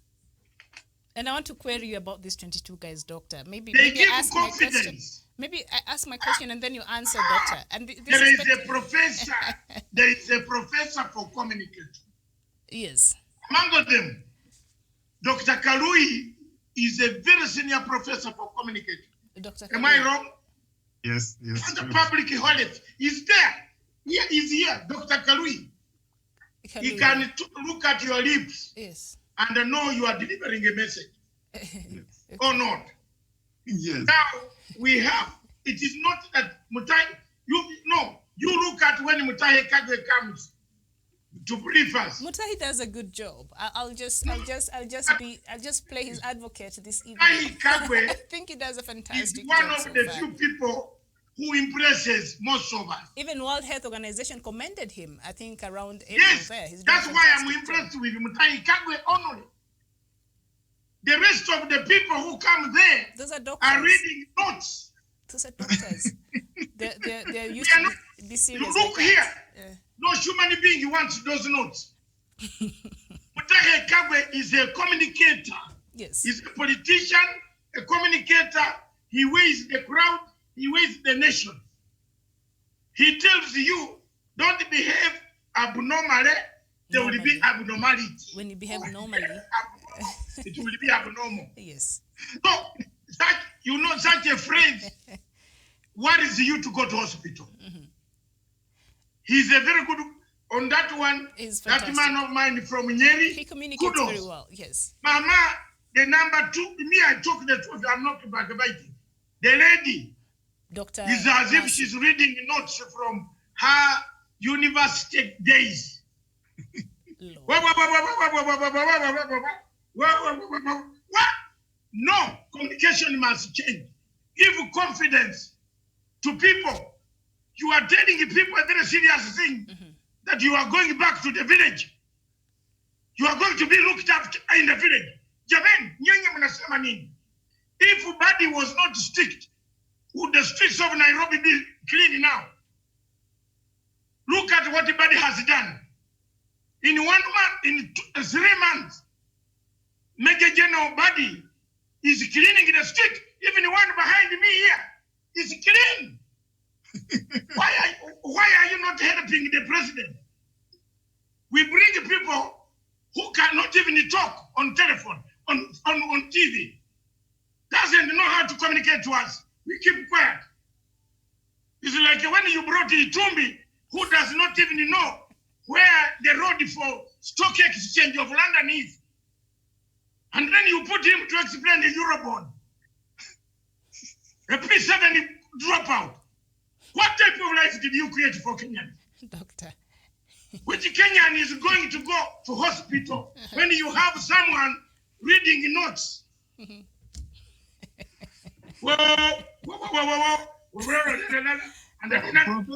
Professor She's just doing her job. But hold on, because right now... has a point. If you think I don't have a point, then I am going to have my tea. Doctor, hold on. Professors, yes. I want to thank you because I'm listening, Miriam. Yes. I've been listening to this lady every day. Yeah. Let her do desk work. So what would you advise? How would you advise her to change? Communicate. We are fed up. She's coming in as an expert, as a doctor. So what? Let him go and do. So let me help the doctor here too, because yes. I totally understand what he's talking about. Yes. Because there's something called emotional intelligence. In other words, emotionally, you have to engage with the people so that they can understand you and agree with you. I went to school. I am not talking because I studied on a tree. Yes. I studied in Canterbury University. Yes, doctor. Don't tell me this. The lady comes to tell us like, go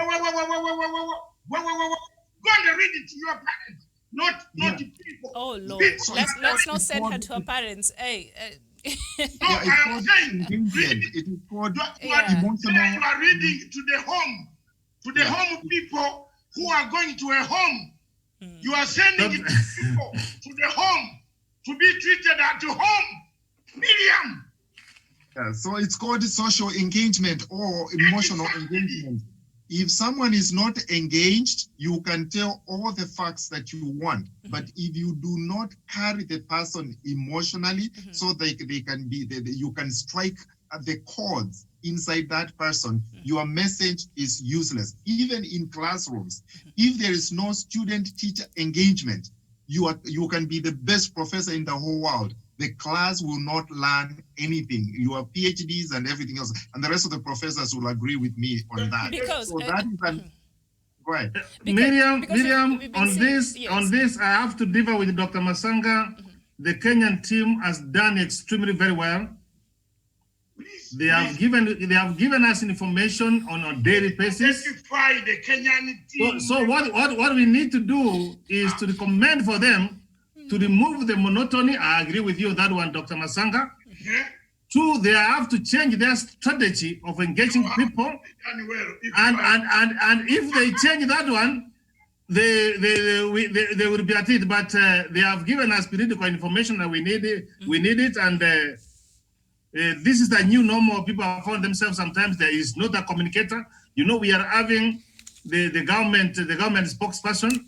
Is it Ogun or something like that? Who is a disaster again? So in areas of communication. No. Miriam, we can't allow a professor to run away with this.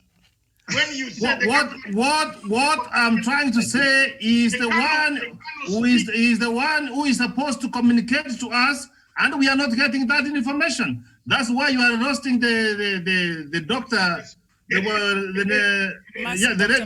doctor. Yes. So what I'm trying to say, they have to change their strategy. I agree with you, and let the one who is doing the communication communicate to us.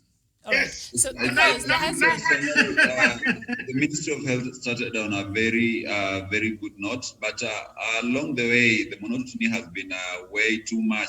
And if you ask any Kenyan right now, if you hear about the COVID updates, they are not interested anymore. Correct. But, I think I support you on the note of changing the strategy. They need to talk more about other things, diversify the update that they give. In a day, they could talk even about things that people could do at home to keep them fit, to keep them busy, and just not feel that boredom and all that kind of stuff. Talk about nutrition and all that kind of stuff. Apart from reporting these numbers, cases that are rising, what else can Kenyans do so that the immunity is prepared in case you get infected? So those are the things Yes, let's add on what Doctor, before you add on, Dr. Jeff Kalui wanted to say something and also have a question. To support what he has just said, just to add more, meat into it, we need, and also it cuts to some of the things that Dr. Masanga has said. We need someone to come over there with confidence, with command of numbers, because they repeat this every single day, even with a hand in the pocket, and speak without having to read anything, so that you are talking to us, and then compare it. You can read that like 15, even 30 minutes before you come to the office. It should be in your head, short-term memory. And then you can compare in Europe what is happening. You can compare even in the hotspots, Mombasa, Kilifi, and you can go, and then you bring it together, talking to the people and emotionally carry them, tell them, this is the way we have to take caution. So you are talking to us, you are showing command, you are on top of the disease. You are not reading from a research paper and reading the numbers. And if you read the number, you say, sorry, the number was 1.5, not 109. Seriously, people will not go along. So emotionally, you carry them, show command, show confidence, and you show that you are protecting us, because we want to see you protect us. So we want to see you exhume that confidence. So that's what Masanga is saying. And also on it, engagement, the professors, you're all saying the same thing in terms of changing the strategy. And we need to see command, and we need to feel protected, that you know what you're talking about and you are protecting us. You have all the notes on your fingertips. The reading, it should be, there is nothing you're going to say that is so wrong, because this is a new field. COVID is new to everyone else. So if you read a little bit, you come and tell us, persuade us. That's the word I was looking for. You persuade us to come to your study. Yes, now as we end, Doctor. Let me add something. Yes, as we end. Miriam, let me add something. In African context, in all setup of confidentiality, whether in English setup, which is the Commonwealth, where I have been for 35 years, plus the one I grew up of 29 in Africa. There is next of kin. It's the concept created by a governance system that you don't go by carrying about Miriam's relative dead. You prepare the home. A police officer in London coming to tell you that, or the doctor in London to call you, does not call you on phone. Hello, Professor Nyari, how are you? Yes, your wife is dead.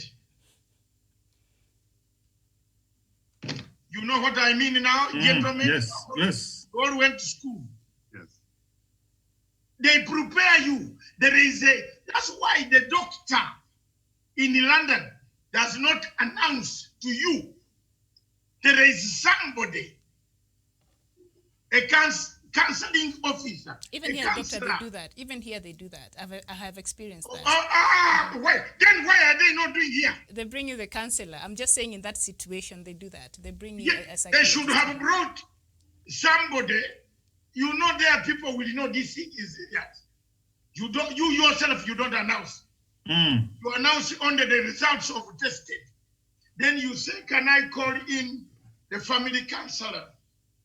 the person who breaks the old news of death, of doom in African society. We prepare for death, Jamaica. Yes. You can't announce every how like that. Then you go ahead and break it down. The baby was suffering this. We are breaking ethics. Anybody who is an intelligent journalist will trace back who has gone to the world before. Will you know the name of the baby? Am I wrong? Yes, you're right. You have exposed the confidentiality. Yeah. Before the mother knows. Delegating the roles. Exactly. So that everybody's Before the mother knows that the baby is dead, the public knows. And those are things. Miriam was asking me a question. Why people are not coming forthright? Have you seen the reasons now? Oh, yes. Have you seen that smaller things? You meet somebody at a clinic. You just bump into each other. Maybe I went to collect a doctor's note. Those days of HIV. You have gone to collect a doctor's note so that you buy aspirin. Mtu anakupata kwa clinic. Hello. I've just seen Wesonga coming out of the clinic. You think people will come again? This is happening here, Medium. That's why the numbers, even when they are free, even when the government is paying, you want to see people there. People fear because now COVID-19 has become a fear. Stigma. A stigma that if they hear that house has got a man coughing to death, nobody will come near you. Even they will make sure that your children suffer at school. So there is a lot of education that we need. That these doctors, these ministers of health, there is money. That's why the World Bank is sending in money to educate people. Correct. To drop this type of habits. Wacha niongee kizungu ya Museveni habits. You know, habits. It's habits of causing problems of rumor mongering around the city. There are some people who are parasites. We call them parasites. Can I say my final thing because I have to leave? Yes. Doctor, can we have like final thoughts and then we shall get back to Dr. Matsanga, like the rest of the panel? Yeah, yes. of course, because I will be jumping on another meeting. Okay. So I would definitely, personally, I want to thank you guys. I have not only that I'm learning from the great professors Wesanga and Onyari and Dr. Matsanga. I love your, passion to this and bringing us together. So I'm looking forward to coming back again and again. COVID, we are here, and those who are listening, may it be the president or other people, we are ready as patriots of Kenya to use our expertise to bring it to the country, to be able to give ourselves as citizens who can lead, guide, mentor, and also teach on these areas of expertise. So if you need anyone or you need us anytime, just let us know, Dr. Matsanga, and we will come back on the show. We'll come back to make sure the country, these days we have so the country can be able to reach us, have Zooms and give us these more ideas. Otherwise, thank you so much.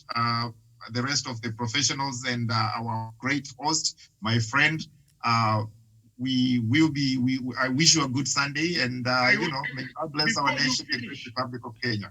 Yes. Before you finish and you go, yes, I would like to tell all Kenyans listening to us, there is something that Dr. Kaluya has forgotten to tell you.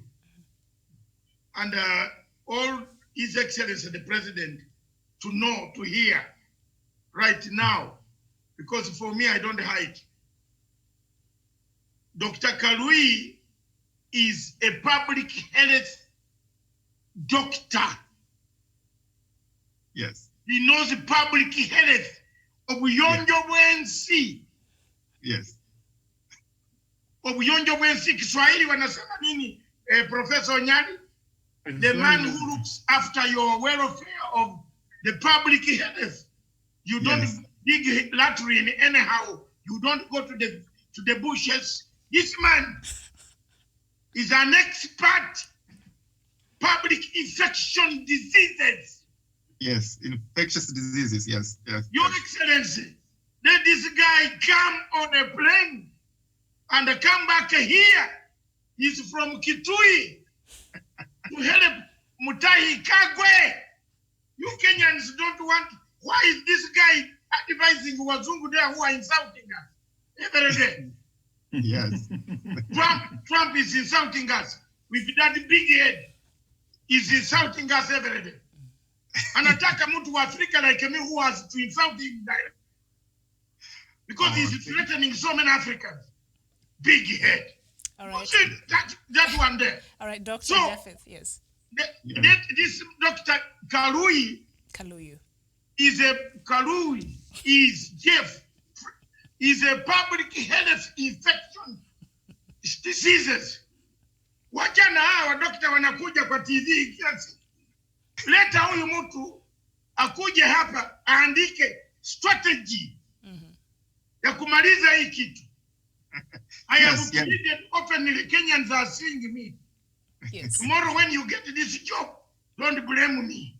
All right. Thank you so much. And thank you so much. Thank Dr. you. That means so much to me. You have always looked after me. Thank you. Dr. Basang has so much confidence. Only. Come and treat us. Absolutely. I know you are running to another treatment area to give advice. Now give us advice. The planes are opening tomorrow through Dubai.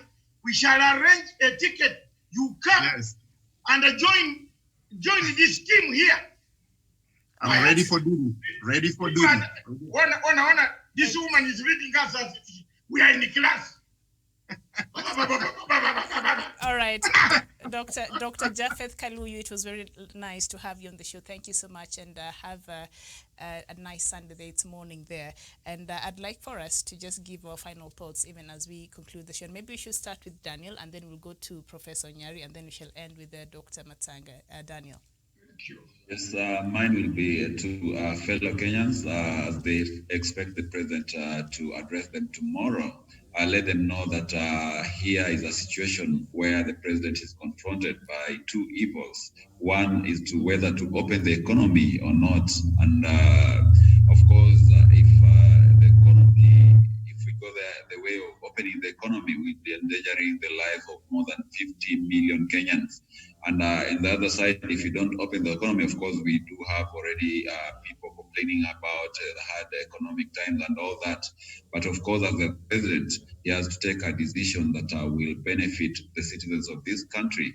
And whatever the outcome, let them know that it's for the betterment of this country and for the betterment of the citizens of this country. Meanwhile, let them continue following the measures and the guidelines that are put there by the Ministry of Health. That will be my parting shot, Miriam. Thank you so much, Daniel Wesonga. Professor Onyari. Thank you. My parting shot is this to the president. Do not open the economy until we have worked on our numbers, until the rest of the Kenyans have learned manners. Otherwise, I don't want someone to blame you tomorrow. Two, we are the only voice for the continent of Africa at the moment. Let us keep on talking because we have got work to do, and let us do effectively until the cows come home. And finally, let us stay safe and let us be our brothers' keepers. Let us not do things which will endanger our brothers and sisters. And if we work together, we will be able to defeat this COVID-19. And let us put God first as we are trying to do our work. Thank you. All right, thank you so much, Professor. There, Doctor. Doctor, yes. Yes. Mm-hmm. Your final thoughts. Finally. Yes. There are 3 points that I want to make.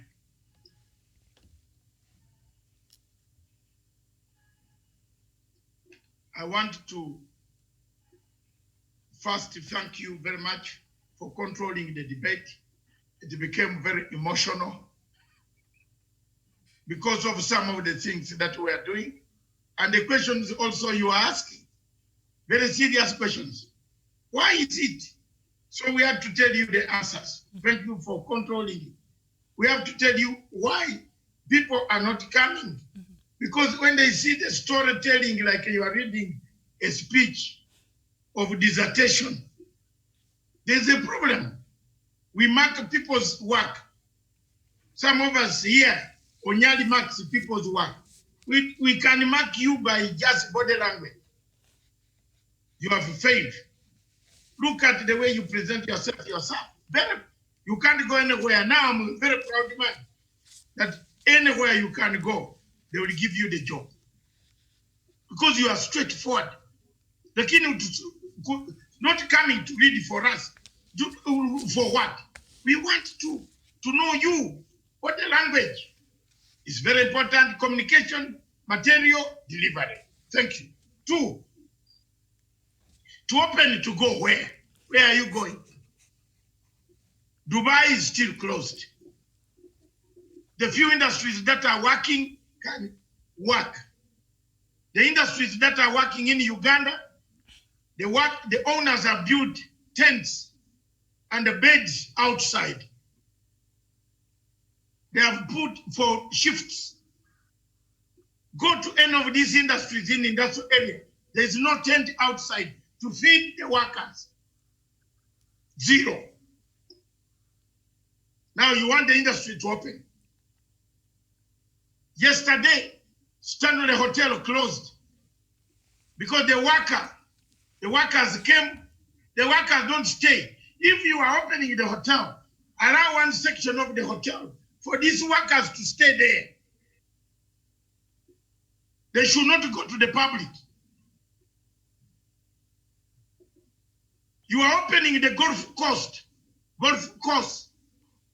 Who carried the sticks is a man from Gorokocho. Is a man from Kibra. Is a man from all these areas. Is a man from Parkland, Ngara. He's going to work on golf course. What is he carrying? Which car is taking him there? What sticks is he catching? You are now a man from Runda with your white things with a white cap, kofia, unaenda kupiga golf. Unashikana na kitu hapo kwa golf. You want to open. I'm bringing case by case. I will knock my opponents very nicely that way. You open to go where? The hotel. You have come from your house. Your wife and everybody is all right. A worker who is working in the hotel has been allowed to go back home. She comes to serve you food. She's touched the plate. You touch, you get it. Open to go where? Open to go to Nairobi Hospital. Because we have not put enough guard measures. We haven't. Matatu, open to go where? You are opening Matatu roadblock. If you open Nairobi now, to say remove restrictions on Nairobi, we have been receiving food. There's no lack of food in Nairobi. The trucks are bringing food at night, Dr. Onyari. That's true. The food is coming at night. Now, why do you open for more people to come apart from food coming? I'm with you on that. 100%. Open to go where? You go to Keno and Limuru. Look at the number of vehicles that have formed traffic jam. What are they waiting for? Permission to go to Muranga or Nyeri or Nanyuki. When it comes at night, like 7 o'clock, 1,000 shillings, you are gone to Nyeri. Open to go where? Estates are reading. Estates, people are eating food at night. Nyama zinapigwa Watu wanampigia mimi simu saa 8. Come to this place. Let's drop a pin number. Pin. What is it called? Pin. I said, I asked one of my friends, are you still in it? What are you doing there? He said, well, the place here is hot. Hot for what? At my age, I'm told this thing looks for our age. So for me, as Miriam has advised me, let me stay where I am until she gives me permission to make a move. I'm with you because I want to see you prosper, go beyond what it is. I don't want you to stop there then because boss is not there.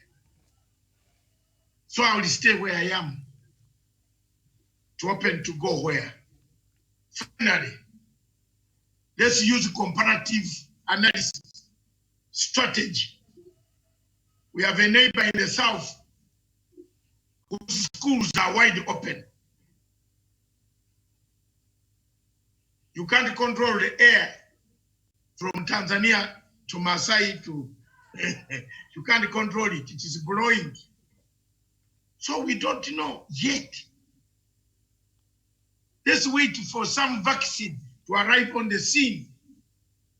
You don't manufacture, you can manufacture time and money and a job, but you can't manufacture a child. You can manufacture a child through hard sweat of human to human contact, which at times some people don't have. So don't take our children to death. Leave the children, let's die with them. Let's declare some things dead.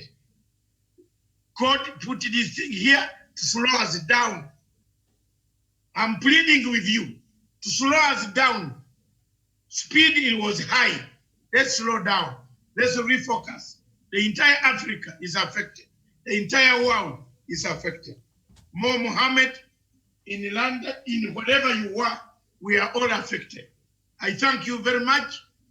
Another plane has just been grounded in Bandera in Somalia. The same suspects. It is on the ground. They don't know yet what happened. So that's the breaking, some of the news breaking in the last 1 hour we are here. Same suspect, no injuries so far, but it landed on the belly. So may God help us. We continue to stay. Miriam, thank you very much. And Dr. Onyari, Professor Onyari, thank you very much. Daniel, thank you very much. Miriam, thank you for hosting instead of my position. You have done very well. I like you so much for being there, standing firm, at least controlling some of my temperature is high at times, because there are certain things. A government officer should not come to read. A government officer should come with some sense of preparation to the public, to the people. People are grieved. You are telling people to go and be treated at home. Yemen is not a simple thing. There's nowhere, no bed in home, no ventilator. People are badly off and you are telling them to be treated at home. There must be some sense of courtesy. Courtesy, okweyonja n'okwewera n'omutima emirungi. Mutakuwa mkuwe na roho mzuri kama mnazungumza na watu. Nchi yetu itaendelea mbele kama tunazungumza mzuri na watu. Lakini tunakuja kukamandi watu.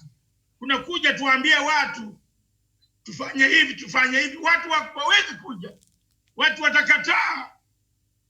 Sababu hii ugonjwa, kila mtu ako na shida na ugonjwa hii. Yes. Ajui inakuja lini, itakuja lini, itaishi lini, itaenda lini, dawa itakuja lini. Jamani, lazima Kiswahili ya Tanzania msasani. All right. Thank you very much. Thank you. Yeah, outside, very good. Thank you so much there, Dr. David Matanga. Thank you so much, Professor Nyari, and also our own here, Daniel Wesonga. This has been Africa Showdown. My name is Miriam Ugotu. Thank you so much for watching. We'll see you next time.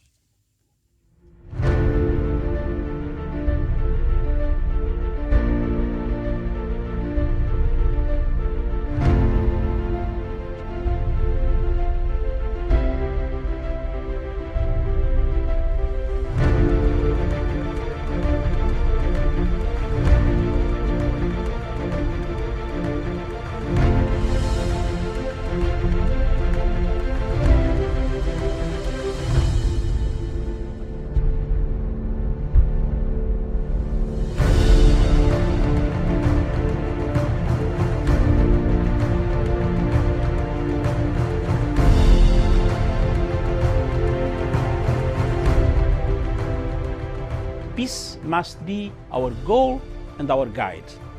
And all that we strive for as a human family, dignity and hope, progress and prosperity, depends on peace. But peace depends on us.